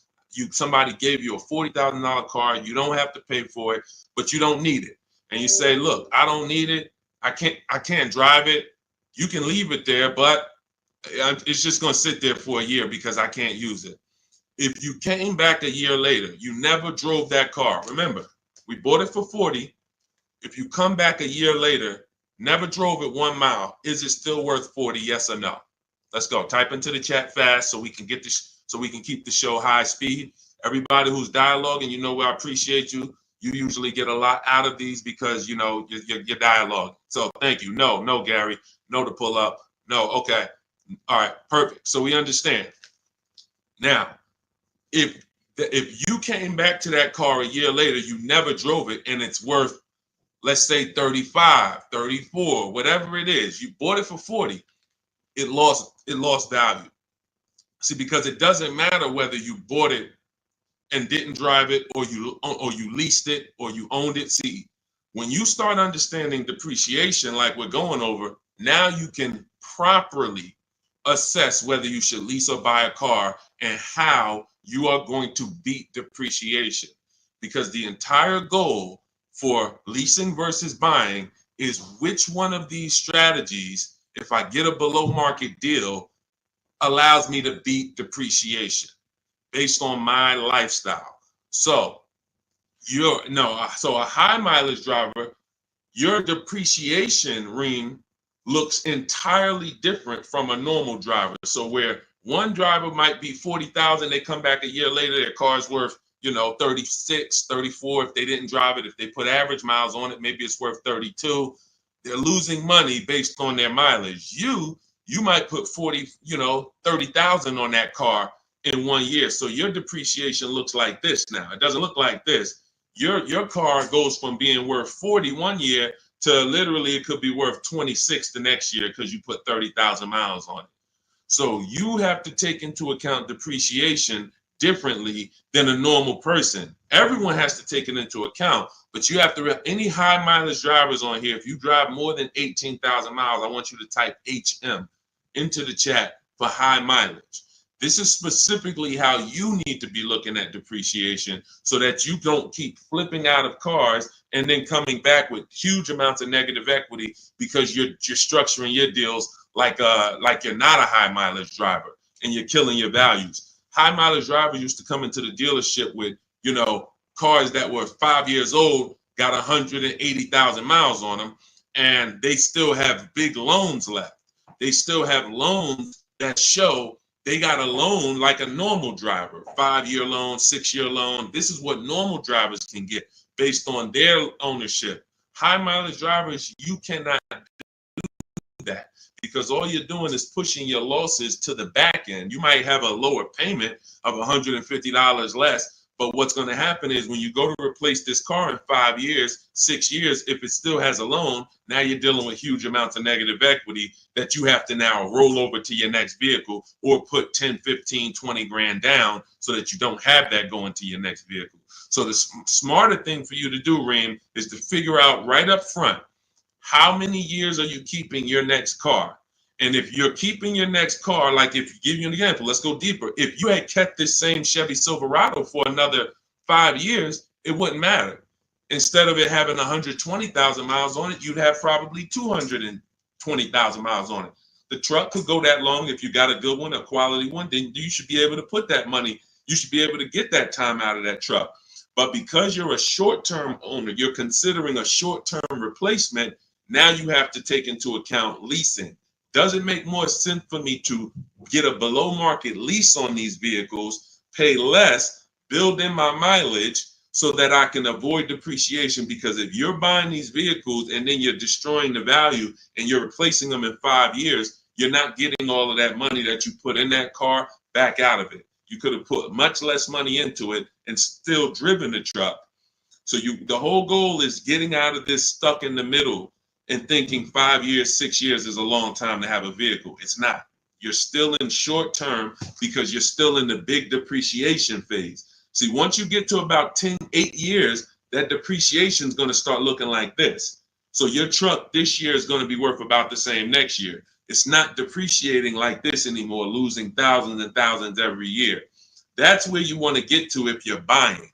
If you're not keeping the vehicle that long, you should not be buying, because all you're doing is riding the depreciation slide all the way down, and then you go and get another vehicle, ride it down again. Get another vehicle, ride it down again. You're never getting to the point where you could benefit like a long-term owner and stop losing value every single time. And if you're not keeping your vehicles 8 years, my rule is you lease. You shop for a below-market lease. Now, we could go a little deeper on that. If somebody has a follow-up question, this is about business. I assume you're making money from that truck. So if you're making money from that truck, then you should be structuring your deal and your finances in a way that gets you the short-term wins and doesn't push the losses to the back like a negative equity. Like I said, you got a $400 payment, but every time you replace the vehicle, you got 15 grand negative equity. Smarter thing to do would be to have a shorter loan, higher payment slightly, but then when you go replace the car's paid off. Now, instead of having negative equity, you might have something that's worth 5 grand, 8 grand that you could use as an asset. So that's what it's about. All right. When it comes to these understanding this is all in my digital book. You have to understand depreciation is step one. Cue up the next question, Dolan. Depreciation is next step one. When you go into a car transaction, your first question is to decide how I'm going to beat depreciation, through a below market lease or through a below market purchase. But if you do a below market purchase, which means you pay less than everyone else paid, but you should have leased, then you paid too much. There's no one on here, myself included, who can get a below market purchase and then replace that car in 3, 4, 5 years and have it be less money than we would have spent on a below market lease. A purchase is always much more, even with a great deal, than a lease would be with a below market lease. So this is what we deal with up front. Leasing versus buying is the first step in my book, the most important question. That's the foundation of our deals. Nothing more important than that. All right, go ahead, Dolan. All right, come on, keep typing the questions. I know we got a lot. We'll try to get through as many as we can in an hour. Okay, BMW X7, new or used. Okay, so if you're purchasing, which means you're a long-term person, you're going to beat depreciation through long-term ownership. Whenever you're purchasing, your goal is to beat depreciation through long-term ownership. So how many people have a vehicle? If you have a vehicle that you've had in your driveway for at least 8 years, I want you to type the number of years into the chat. Type the number of years into the comments if you had a vehicle more than 8 years, 10 years, type it in, 11 years, 13 years, 8 years, only if it's more than 8. I want to show you how you should be looking at purchasing and what your goal should be. What your goal should be when you buy. Okay, so I see somebody TikTok 15 years. I see, okay, brother, I see 11 years. Okay, anyone who has a car, if you have a vehicle in your driveway right now that you have had, William Smith, 12 years. Okay, if you've had it more than 8 years, type the number of years into the chat so that you can understand what we're about to break down here. Because you're asking Chuck T, new or used. This is totally based on budget. But after you decide what your goal is, which is a long-term purchase. All right, 9 years. I see you, Liz. All right, so when you look at keeping a vehicle as long as the people who just shouted out how many years they've kept it, this is what their depreciation looks like now. Some of them like this. Somebody like brother who he's had his vehicle 11 years, his depreciation is like this. What does that mean? If his vehicle today is worth $7,000, a year from now, it'll probably be worth close to 7,000, maybe 68, 62, 7. He's losing a very small amount through depreciation. He's beat depreciation. So that's the benefit of all the money he put into the car, is he now has a vehicle that is no longer depreciated. He could drive it for 4 or 5 more years. My father had a GMC Envoy that he's had since 2013. We bought it pre-owned for him. He's had it since then, paid it off 5, 6 years ago, and he's had that vehicle. It's been worth about $5,000 for the last 2 years, and he's going to sell it for close to that. So that's when you beat depreciation. Now, when you are not buying to keep that long, you are on the depreciation sliding board, which means you're going to lose thousands of dollars in value. So as long as you have decided I'm going for long term, which I call the 8-year rule, at least 8 years, I'm going to keep this vehicle so I can beat the depreciation, pay it off, and then I'll consider replacing it or keeping it longer. But it's going to be at least 8, or I should be shopping for a below market lease so I don't tie up money in this vehicle this long. So now you've decided I'm a long-term person, I'm purchasing new or pre-owned, strictly based on budget. Can we afford both? If we can afford both, then I have in step 3 in my book, and step 4, which is shopping, not buying. This is when I'm helping you make this decision of new versus pre-owned. Which value system are you operating with? Some people, if they know they're only getting a replacement vehicle every 8 to 10 years, they're going to go and get a new one because they're like, listen, I only do this once a decade. I want to make sure I have the latest and greatest. I could afford it, no problem. Some people, they say, you know, even though I could afford the new one, I want to go pre-owned. Let me try to knock 20%, 30% off my investment so I have even less money invested in the car. One person wants the latest and greatest. One person wants more value with a discount off of it, and they don't need the absolute latest. So that's the balance between new versus used. Can I get everything I need and want in a new car for my budget? Can I afford to get everything I need and want in a new car, BMW X7, for my budget? If yes, then you can go new. If your value say, listen, I could afford it, but I want to knock 30% off, 20% off, 20, whatever it is, whatever the below market used car deal would be for that vehicle, then they go that route. There's no right or wrong there.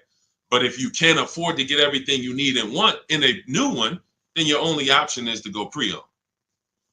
But it's all based on the 8-year rule first. You should be buying to beat depreciation to keep at least 8 years.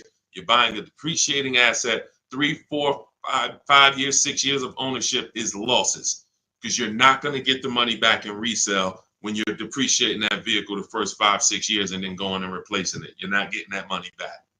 You would have been much better off getting a below market lease. Give you an example. Let's take a vehicle that's close, relatively close, price wise to that X7. Look at Teddy's, BMW. He has an electric BMW, so he got a bigger discount because there's rebates that he got. There's rebates that wouldn't be applicable on the X7, but it's a $73,000 vehicle. He's leasing it for $856 a month. That was his best offer. Now, one of the things we teach here, we do not buy a vehicle, lease it, buy it without looking at 5 offers, 5 options. If we're looking at a used car, we're looking at 5 options to make sure we're getting the best price. We do this from home. That's why my entire system, my book, everything is called Cars from Home. Cars from Home, because we're using the internet to do this. But you look at somebody like him, he paid $856 a month, no money down.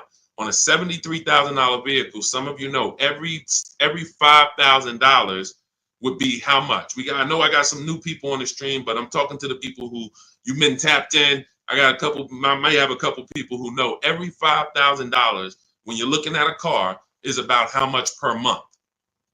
And you use this so that you never get scammed. When you know this, no one can throw, you need to know a basis of what a car should cost. And I'm gonna tell you why in 1 minute. Thank you, Anthony. Yes, $100. Great job. Anthony Perry knows $100. So if every $5,000 is $100, you're going to now look at a $50,000 vehicle and you're going to say that's going to be about $1,000 a month if I wanted to buy it. That doesn't take into account, okay, I might get a $10,000 discount. We're just talking about strictly looking at the base price, total price of the vehicle, asking price. Every $5,000 is about $100 per month on a 5-year loan. So you're looking at a $50,000 vehicle, that's about $1,000 a month. You're looking at a $73,000 BMW like Teddy was, that's roughly about $1,500, close to $1,500 a month on a 5-year loan. No money down. That's how we shop. No money down. We're just doing apples to apples. We may put money down later, but we need to know base numbers. This is base numbers. So look at Teddy. He's paying $856. You're never, if he was buying this vehicle, it would be $1,400, $1,500. That's why I say when you ask about purchasing, it's important for me to reiterate to you that if you should be shopping for below market leases, but you're shopping for purchases, it doesn't matter how great of a deal I teach you to get. You can use the Cars from Home strategies in my book, the bidding strategies, to get the best offers on your purchase, new cars, used cars. But it's not going to compare to if you would have leased, because you should have leased because you weren't keeping your car at least 8 years. You can see he's $856 a month, and even if the deal wasn't that great, even if it was $1,000, he's still literally $400 or $500 less per month than if he had bought that car only to try to trade it in 3 or 4 or 5 years and go do it again. So the leasing versus buying is the biggest principle that you need to start your car deals with. There's nothing more important than that, and we want to make sure we drive that point home. Everything we're talking about is in my new digital book. It's called Cars from Home, 7 Steps to Saving Time, Money, and Avoiding Dealerships. You can get your copy for 75% off. That's part of my welcome offer to you. This is going to have all of my blueprints, step-by-step strategies for leasing, buying, getting below market deals for high mileage drivers. It's all in there if you don't want to try to remember this. And you can get it for 75% off as part of our welcome offer. In my TikTok bio, click the picture of me. My Instagram bio, click the picture of me. Click that website, and the YouTube comments or the Facebook comments. Grab your 75% off, but it's only good for 30 minutes. After that timer hits 0, the price does go back up to $97, which is still incredible. I get it at $97, but $24 is even better. All right, Dolan, shoot the next question up. All right. Cody, how much of a down payment is needed for trade-in with $10,000 negative equity? This is a great question. Depends on what you're buying the next vehicle for and what type of discount you got off the next vehicle. So give you an example. Let's take a dramatic discount like Milligan's discount. She got one of the largest discounts I've ever seen anyone get using our bidding strategies from home. Let me pull it up so that we can now. When you get the larger discount you get, the more money you're able to roll over to that deal without having to put money down. Now, let me give you an example. Why does money down become important or necessary sometimes? The banks have something called loan to value ratios. Loan to value ratios. So the banks may say, based on good credit, we will lend a customer 20% above the value of the vehicle they're buying. So if they're buying a $40,000 vehicle, we will lend that customer up to $8,000 more, which would be 20% of $40,000. Because the value of the vehicle is 40, the loan to value ratio is 120%. We can lend $48,000 on a $40,000 vehicle. So if a person comes in and they want to buy that $40,000 vehicle and they want to finance and add to the loan the taxes and any applicable fees, that might come out to be roughly $44,000. They'll qualify because the bank says you have up to $8,000. Now, let's say they want to bring a small amount of negative equity over to the deal, $4,000. So now they buy it for 40. They get they have $4,000 in fees and taxes, and then they have another $4,000 of negative equity that they add to the transaction. The bank will say you're still at no more than 20% above the value of the vehicle. We can approve this with no money down. The problem happens when a person wants to add $8,000 of negative equity on top of that. So now they're buying it for 40. They are getting taxes and fees added. That's 44. And then they want to slap 8,000 of negative equity on there. That's 52. The bank is going to say, no, we only will approve 20% above the vehicle's value, which is $48,000. So if you could get it down to $48,000, we'll approve it. If not, we can't approve it. The customer has to put the money down to make up the difference. So in that scenario, what you would be asking for would be above the bank's loan to value ratios. This is why I call negative equity the bad credit for people with good credit. This is why I want you to know the cause for most negative equity situations is you don't understand leasing and you're buying your vehicles rather than getting below market leases. You take out 5 and 6 year loans, you don't pay them off, you trade in vehicles, and you should be shopping for below market leases, but you continue to purchase. So you're going to continue to have negative equity in almost every case unless you start putting a lot of money down or start keeping your vehicles longer, paying them off, and then coming back and seeing how much money you could get back out of that, which I also don't recommend.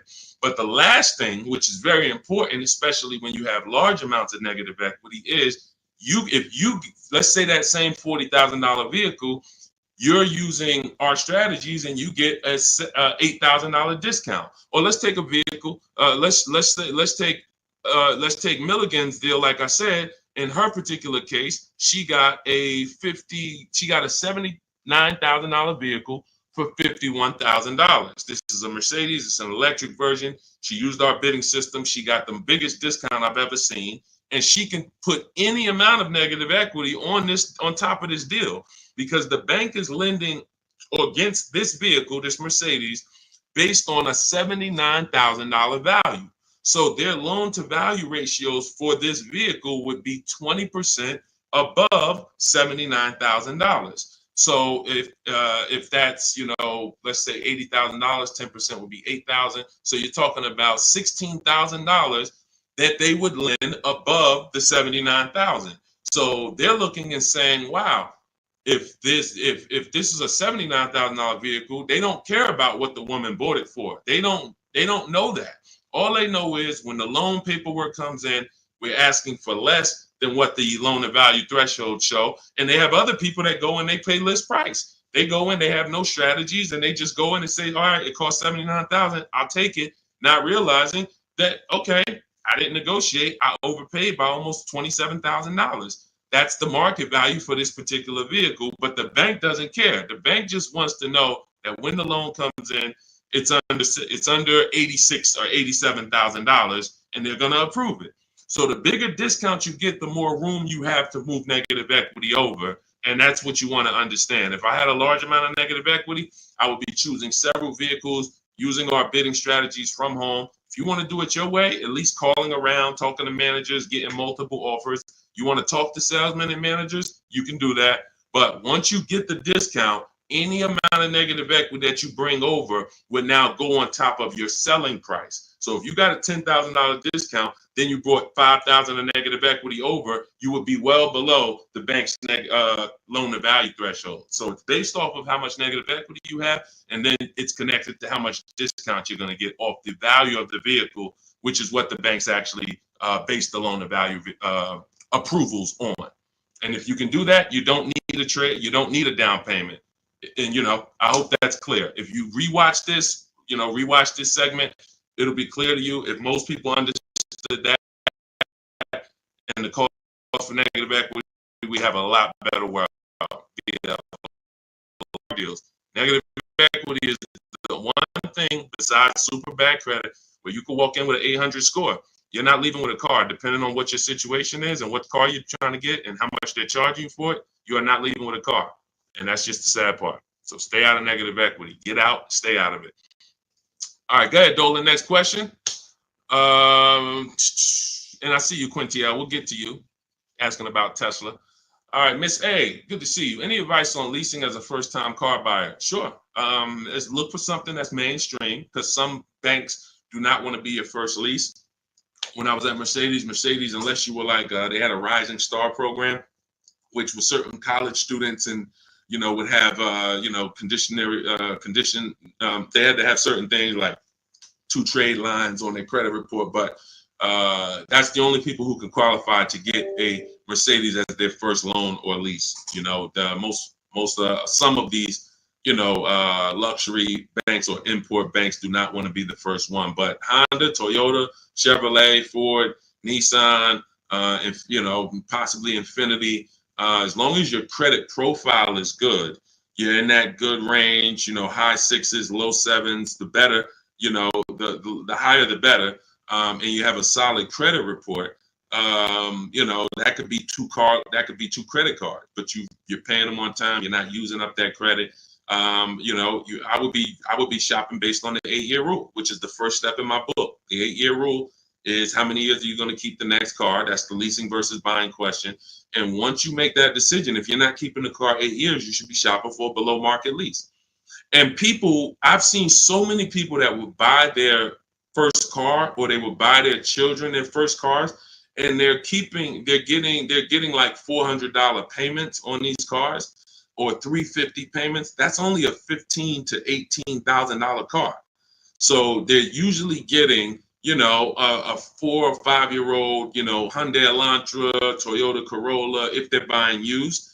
These are the same vehicles that they may turn around and trade in 2 or 3 years, 4 years. They're paying $350 a month, and God forbid the vehicle breaks down on them or anything. They're dealing with a used car, where you can get some of these incredible lease deals, and you can get them for, depending on the car you're looking at. Somebody had just got an Elantra, and the payment was $350 a month, brand new car, no money down. Let me see if I can find their deal. It was here we go. It's India.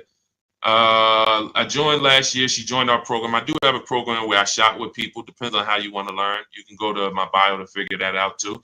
But these are people who are in my program. They have the same strategies you have access to in my book, same process. It's just one's a blueprint for people who are like, Deshone, give me the blueprint. I'll follow it step by step. You can get to all your deals. And one is done with you, where you're like, hey, let's shop together. You're basically shopping with me. So it says, got back 6 quotes, because I told you guys we don't make a deal unless we get at least 5 quotes on every vehicle. Got back 6 quotes. Fast forward 2024, I had to find a car in 2 weeks, so you don't need a lot of time to implement this. My process actually takes, max probably 3 days. If you needed a car in 3 days, we can get a below market deal that fast. I had to find a car in 2 weeks, so I got to work in about 5 days. I walked out with a 2024 Hyundai Elantra, 36 month, 12K, 365 a month, no money down. So this is a brand new vehicle, probably about a $26,000 vehicle. You know, no money down. So when we consider the fact that, as I said, some people are buying their family members, you know, $15,000 to $18,000 vehicles that have a 365 payment. Okay, do I want my people? Do I want my my child or whoever in a, you know, 2019 or 5-year-old or 4-year-old or, you know, 6-year-old used vehicle for $350 a month, $360 a month, or can I go out and can I lease a below market? Can I get a below market lease? Because again, there's a lot of people paying a lot more than what India just paid. So I don't want you to think that's the deal for everyone. That's a below market lease deal. You can look at the commercials and you'll see that anytime you go to a website to lease a Hyundai Elantra, that's not going to be the deal. $350 a month, $360 with no money down. They're probably going to say $279 a month with $3,500 down plus tax and fees. And again, the key is this is a below market deal that India got using my blueprints, using our shop from home strategy where we don't talk with dealers. So that's the thing. I would most likely say I want my child or my spouse or whoever in a new vehicle for the same payment rather than a used one. So that's it. So everything we're talking about is in my new digital book. It's called Cars from Home, 7 Steps to Saving Time, Money, and Avoiding Dealerships. You can Google it. It's already 5-star rated. In fact, before we go to the next question, I wanted to pull in some of these reviews. Thank you to everybody who has reviewed the book. And I appreciate it. I just grabbed a couple random ones. Says here, this book is a must have if you're thinking of getting a new or used car. So much has changed in the process since I bought my first car 40 years ago. Think of it as a workbook. So even though you finish the book, you will refer back to it several times in the process. Deshone takes you step by step through the process and has videos to support the steps that I do. That's a surprise in there. For those of you who have the book, you know I link to certain videos to help you understand things better. I feel better prepared to go out, get the deal I want for my next car, and I know that I didn't get taken advantage of by a dealer. Thank you, Marguerite. Appreciate you. Again, you can get your copy as part of our welcome offer to you for 75% off. Books normally $97. You go to my TikTok bio, click the picture of me, go to my Instagram bio, click the website that says 75% off, or you can go to my Facebook comments or the YouTube comments to activate your 75% off. But it's only good for 30 minutes. If you visit it and that clock started ticking down, once it gets to 0, the price does go back to $97. So go get your book, screenshot the thank you page so you'll have the support team's email, and come on back to the show. Go ahead, Dolan, shoot the next one in. Oh, Dominique said, buy the book, y'all. I bought a used car using Cars from Home strategy. I saved so much money and time. It was not hard either. If you follow the steps, Deshone literally does it for you. That's it. That's a fact. Thank you, Dominique. That is a fact. Like, you're not using your stuff anymore. You're using my stuff. So that is, if you leave your stuff. That's why I represent Unlearn, Relearn, because when you decide you want to unlearn your way of car shopping and you want to do it the Cars from Home way, that's all you need. As long as you have a computer and you can copy and paste and send emails and visit websites, you can win. That's all you need. But you do need to be able to use a computer and copy and paste. That is a requirement. And everyone may not be able to do that. If you have somebody in your family that's good with copying and pasting and sending emails, that's all we need to win. All right. Thanks, Dominic. I appreciate that. Go ahead, Dolan. Shout out to the sharers and shout out to everybody running the likes up on TikTok. Thank you to everyone who hits the share button. Whenever you hit the share, tag your best friend, tag one friend in, because they may be car shopping this weekend. Right now, they might be going to a dealership later, and you have no idea. Most people are overpaying by thousands. There's only 3 prices you can pay with cars. Market value, that's what everyone pays. Above market value is what the worst negotiators pay. And below market value is reserved for people who are putting dealers against each other. Negotiators can get market value for negotiators. So even if you're a great negotiator like I am, obviously I was a great negotiator selling cars for 14 years, but even if I was a great negotiator, I'm still going to get market value, because the only way I could guarantee below market value is by looking at multiple options, the same way you buy a TV. You go buy a TV, you're looking at multiple TVs, Walmart.com, Amazon.com, all these different sellers from Amazon, Best Buy. So that's the only way you can guarantee a below market price for your TV, is looking at multiple offers. You could go to Walmart and say, all right, I got a TV, $700. Was it market value? Was it below? Or was it above? You don't know until you look at all the market, and that's what we do. That's what Cars from Home is about. Okay, Alan Carter, 35 years in the car business. Your advice is spot on. Thank you, sir. I appreciate that. Thank you so much. All I want to do is help people find the 20% of car dealers and salesmen who are honest, who want to compete, who want to take care of their customers. That's the 20%. But 80%, we have proven that, working with hundreds of people personally, thousands around the country, we've proven that you must get 5 offers on every car, because 80% are going to be overpriced. Doesn't matter how much you negotiate, they're not going below a certain amount. So when they tell you, hey, Shantola, thanks for coming in, but this is the best offer we can do, that does not mean that's the best offer any Nissan dealer can do. That means that's the best offer Nissan of Bay Ridge can do. That's the best offer Nissan of Hudson County can do. But there are several Nissan dealers competing, and we need to get competitive offers to see who's the 20% of dealers who are going to beat all their competition. And we only do this from home. Go ahead, Dolan. Great questions today. Let's go. Keep typing. Let's get to as many as we possibly can. Does your process work when leasing a Tesla? Yes and no. My parameters for overpaying for a lease should never be broken. They're based off the 1% rule. So how did we come up with the 1.5% rule for knowing bad lease deals?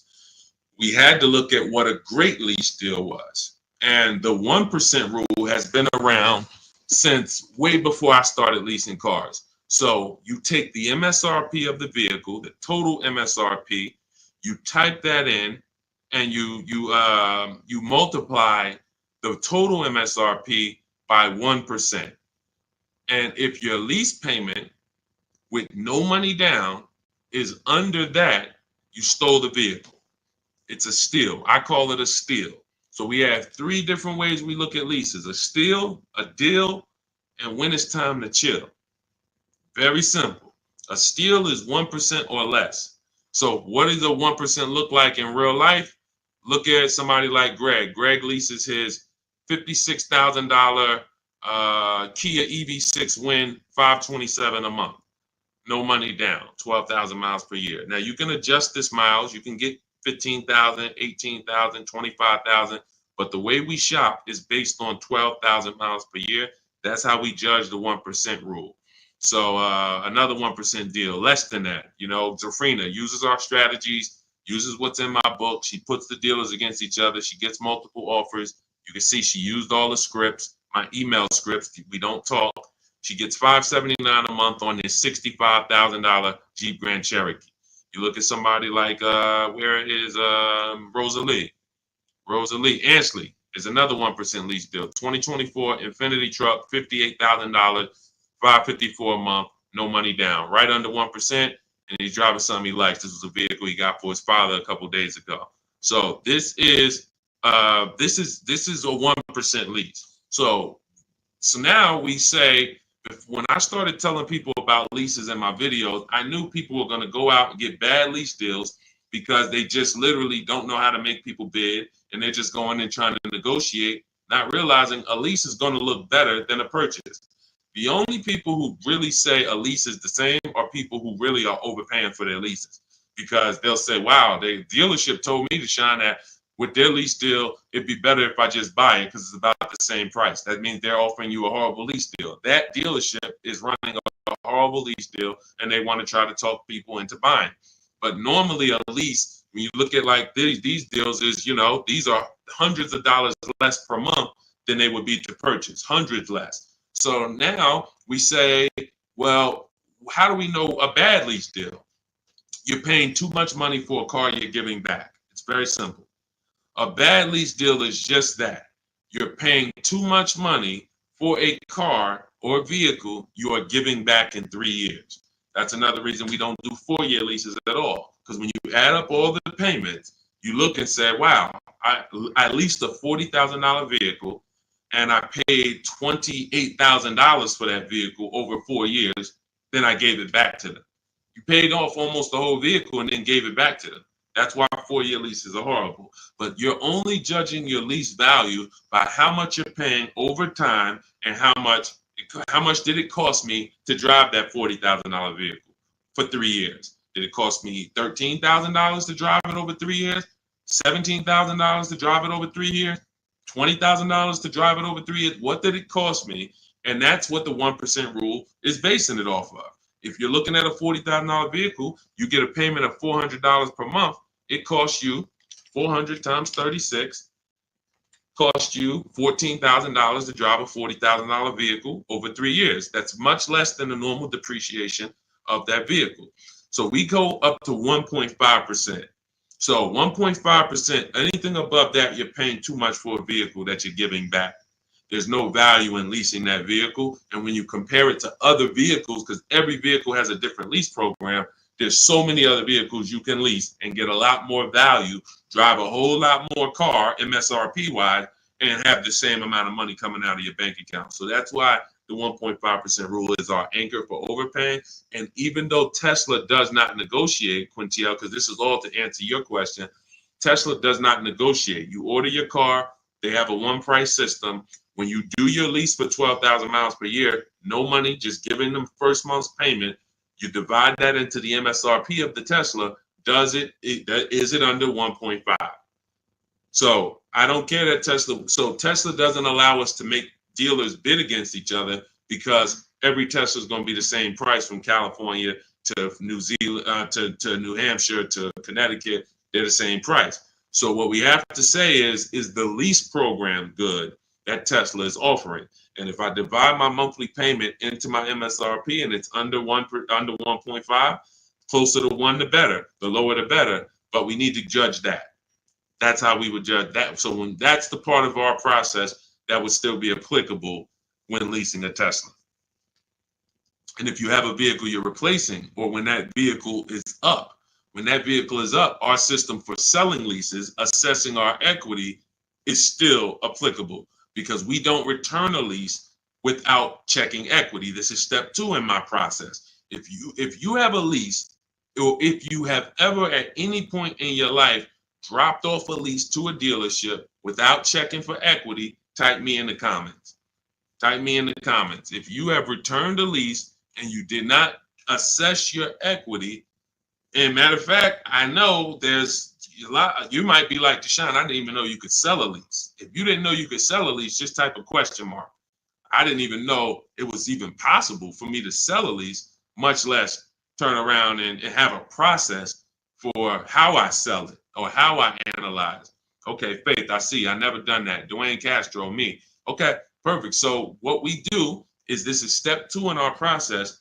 We assess our equity on any vehicle that we are replacing because we don't trade. We don't trade. Some of you know that. So the equity assessment is how we don't give dealers back money. So if your car on the market is worth $19,000 and you go drop it back to a dealership, but they could buy that car for $16,000, now you just lost $3,000 of equity because they're going to buy that vehicle and they're going to resell it based on a market value of 19.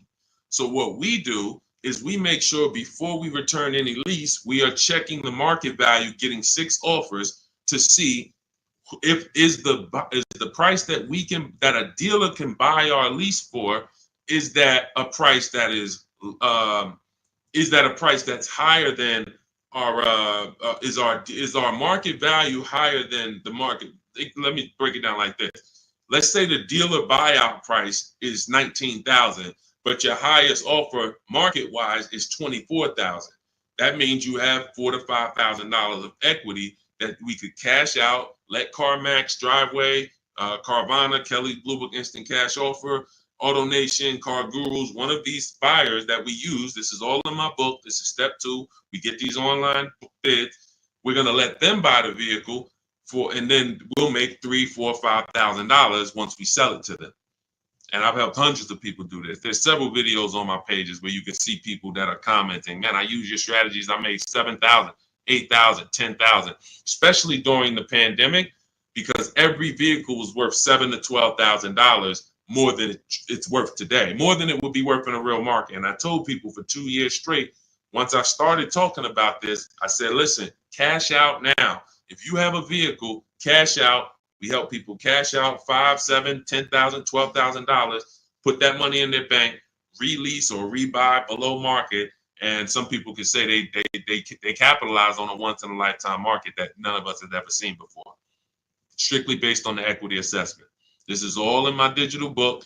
This is, if you're like Deshone, I don't even want to remember half this stuff. I'm not going to remember it. You can get my entire blueprint that teaches everything about below market leases, below market purchases, below market new cars, used cars, making banks bid, equity assessment, selling leases. All of that is in my book step by step. And you can get your copy for 75% off for 30 minutes only. It's my welcome offer to you. I want to give you incentive to get the book now so you can pay less, 75% off. In my TikTok bio, go to that picture of me, go to the Instagram bio, click that link, click the button that says 75% off new book. Get your copy. Make sure you screenshot the thank you page. If you're on YouTube, your 75% off link is in the comments. Facebook, it's in the comments, but it's only for 30 minutes. After that, the price does go back up to $97, which is worth every penny, but $24 is better. So go get your book and then come back to the show. Go ahead, Dolan. Great question so far. Let's keep going.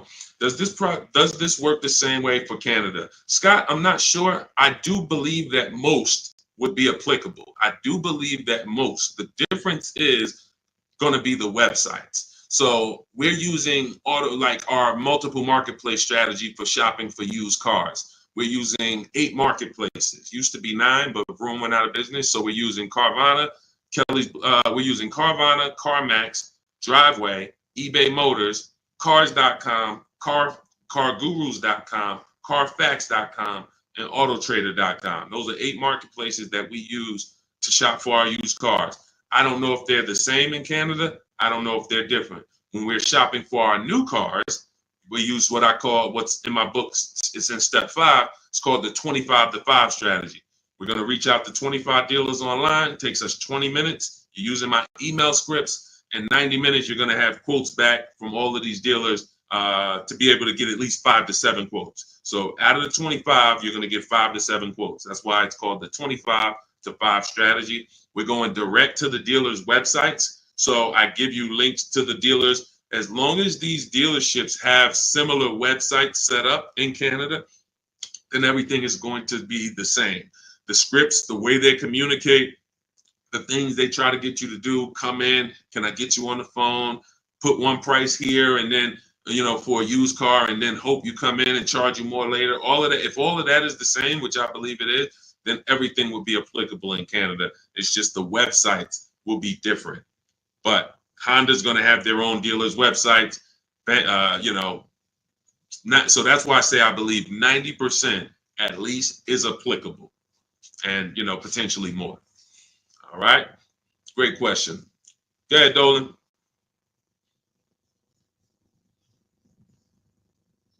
I have the book. Great job, and make sure you guys send me your emails, just like Tiffany did.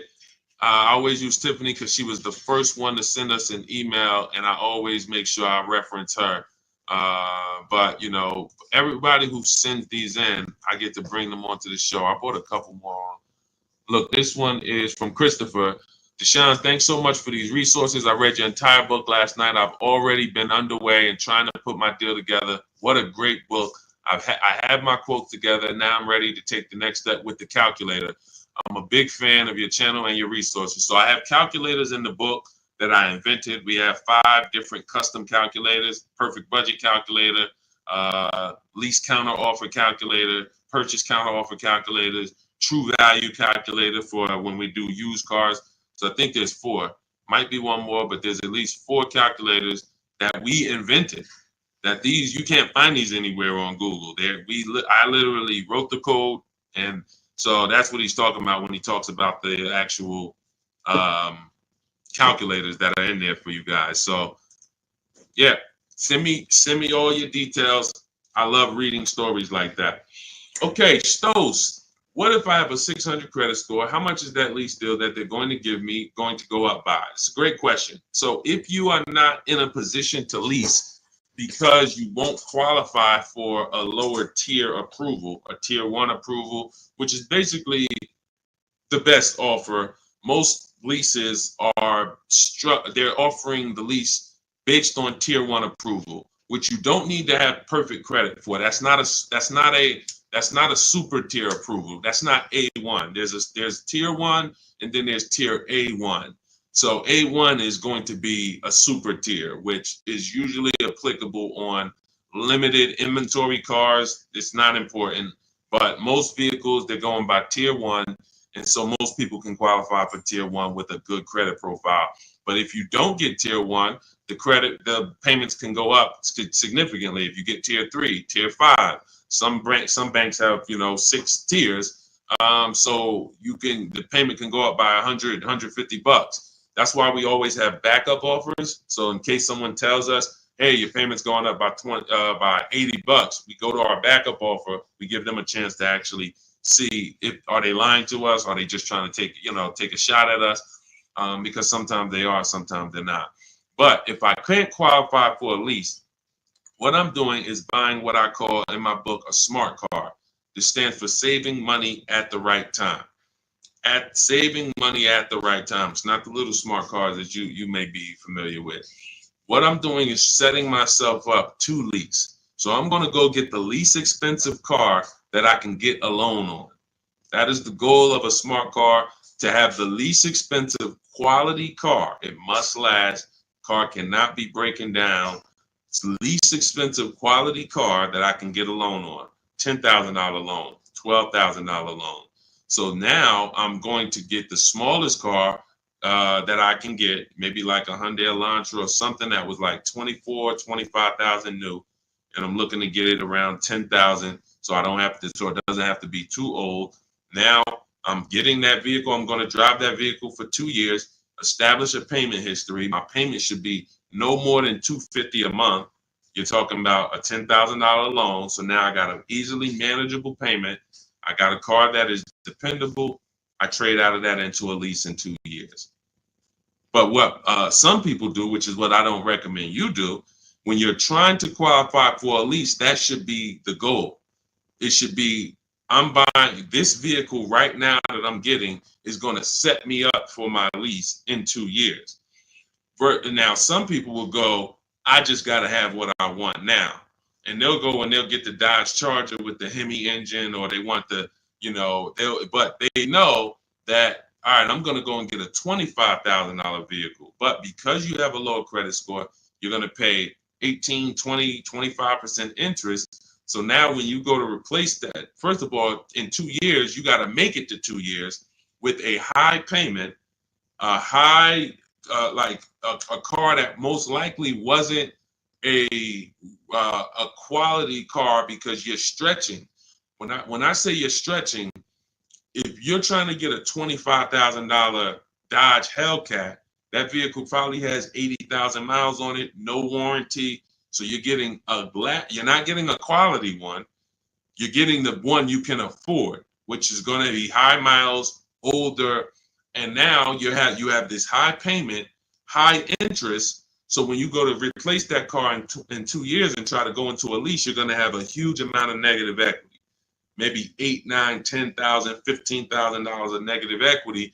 So when you try to go into that lease, you're not going to even be able to make the lease make sense, because you're bringing all this negative equity over from the old car. So that's why I say you discipline yourself. You drive something, least expensive car, because you're building. You're building. We haven't earned the right to get what we want, but if I discipline myself for 2 years, drive a vehicle that is the least expensive, reliable vehicle that'll do the job for me, 2 years down the road, I got 2 years of payment history. I traded out of that into my new lease, and I'm driving a brand new car from that point on. That's the plan if I didn't have good credit, but I knew I need to get to the point where I could lease. That's exactly what I would do. All right, great question. Go ahead, Dolan. Scott Johnson hold on. Ahmed, the payment includes money factor and taxes. So what part of the lease is too much? It's too much based on the total amount for a vehicle you're not going to own.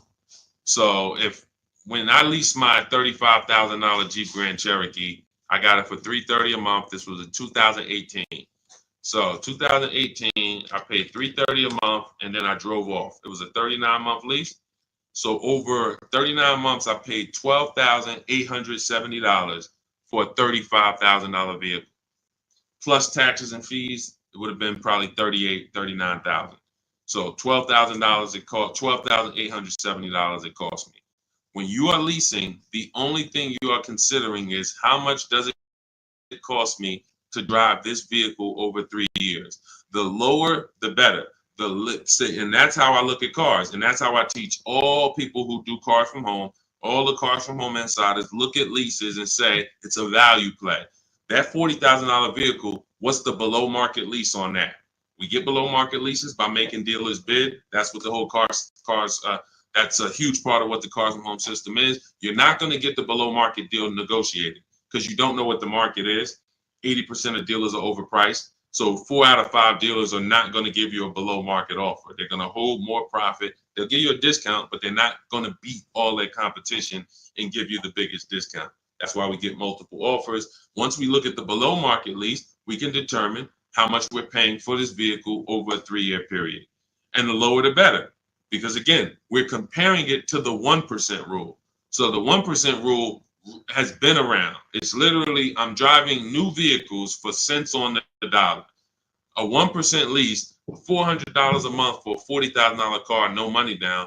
The same $40,000 car would be $800 a month to buy, based on the fact we know every $5,000 is $100 a month.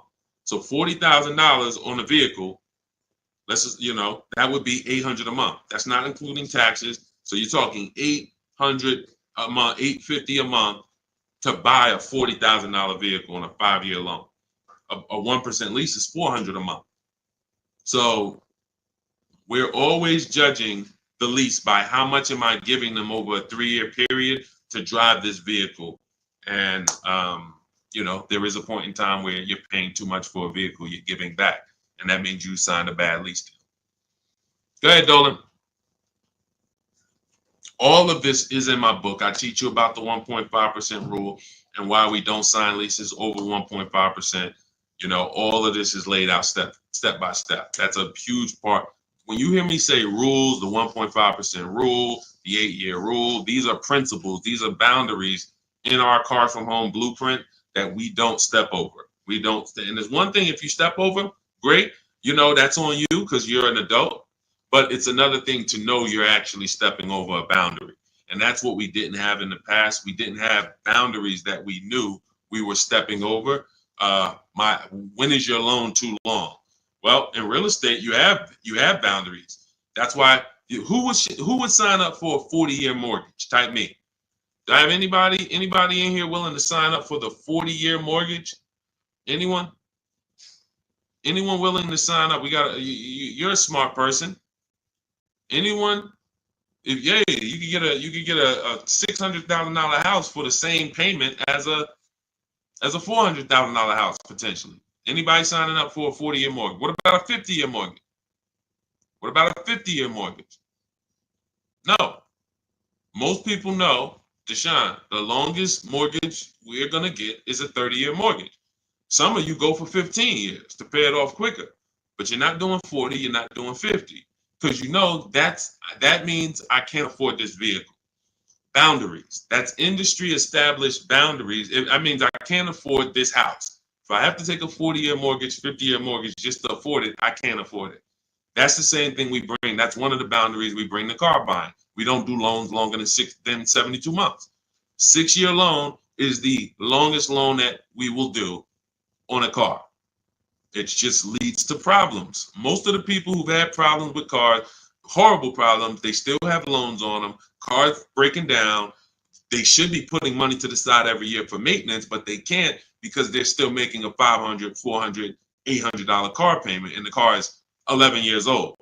These are issues. These are boundaries that we don't step over. That's why you'll learn in my book, The Rule of 72 and the 10th birthday. 6-year loan is the max. Car should be paid off by the 10th birthday. These are boundaries. That's what we bring. Dion Harvey, would you pay 16 for a Mercedes Benz with 113,000 miles? No, unless you can pay cash for it, you most likely are going to end up in a tough position, and I'll tell you why. If you can pay cash for it, then you can put away money for the maintenance and for the upkeep.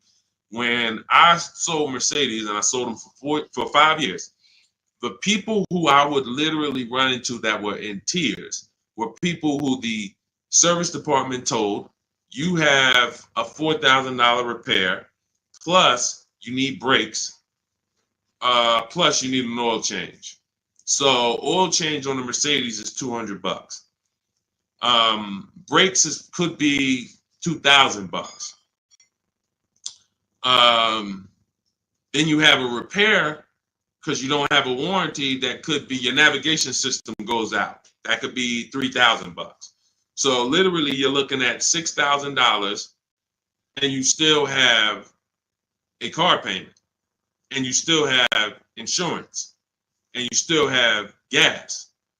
So this is something I call the 4 expenses that we take into account. How we're going to acquire the car, insurance, gas, and maintenance and repairs. So these are the 4 expenses. And what gets people with Mercedes, BMWs, Range Rovers, Porsche, anything that's expensive to maintain and repair is nothing when something breaks, nothing costs $100. So it's not that they can't afford it. They can't afford to do that and make their car payment. So that's why I said, if you're going to pay cash for the 16 Mercedes and you've screened down title, history, service records, accident history, and then you've done a market assessment. This is all stuff I teach you to do step by step in my book when we're buying a used car. Then you can pay cash for it. But if you can't pay cash for at this point, 8-year-old car with 113,000 miles on it, then you really can't afford that car. Go ahead, Dolan.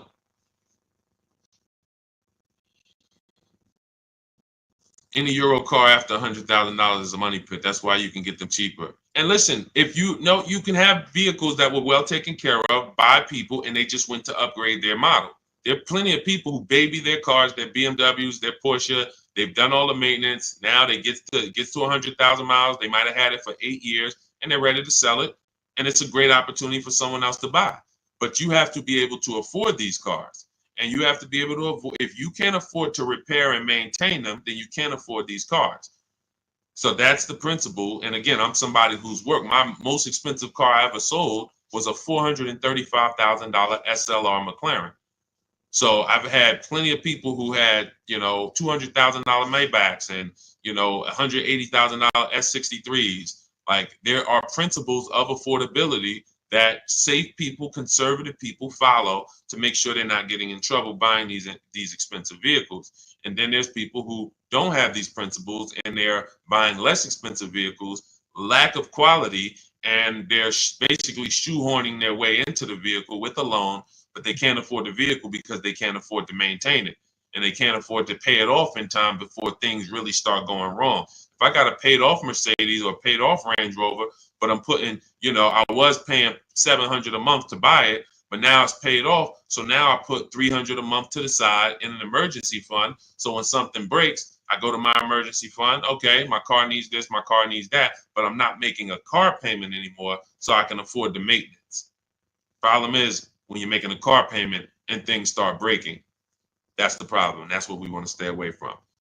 So Ron, I have to turn in my 2022 Kia EV 425. Don't want to buy it, but my buyer's 21, worth only 15 right now. So 425 a month on a $41,000 car, good deal. It sounds like it, but we don't know if that was the best deal, and that's the problem. Sounds like it. It's a 1% lease, 425. If you put no money down, and you literally just signed the deal for 425, gave that to them and drove off at 425 a month, then that's close to a 1% lease. And that's but we don't know if that was the best. And I'll give you an example. So Zafrina was shopping for a Jeep Grand Cherokee. She had one coming off lease. She ran her equity assessment just like you. It was no equity in it, so that means she's just going to return it. If there's no equity in the lease, we just return it. When it's done, we start shopping for our lease, just like normal. Once we make our last payment, we get out, we start shopping using our system. Now we get our offers. She gets offers on this Jeep Grand Cherokee Limited, and she said it was about 1.2%, which is a solid deal. I mean, 1.2%. Great value lease. But she said that the dealer who won the bid, who she was about to choose, said that because she was coming out of a 1% lease that I had helped her get going back to 2021, right before the pandemic, maybe 2020. She was coming out of a 1% lease. So she was really trying to get back to a 1% lease, not go up to 1.2. So the dealer said, this other vehicle I have, this electric one, I could get you to 1% on that. So she asked in our group, because this is people who shop with Deshone. If you want to shop with Deshone, if you want to learn, depends on how you learn. Go to my same bio and you'll see buttons that says, see if you qualify, shop with Deshone. But I do work with people who want to actually shop in a different way.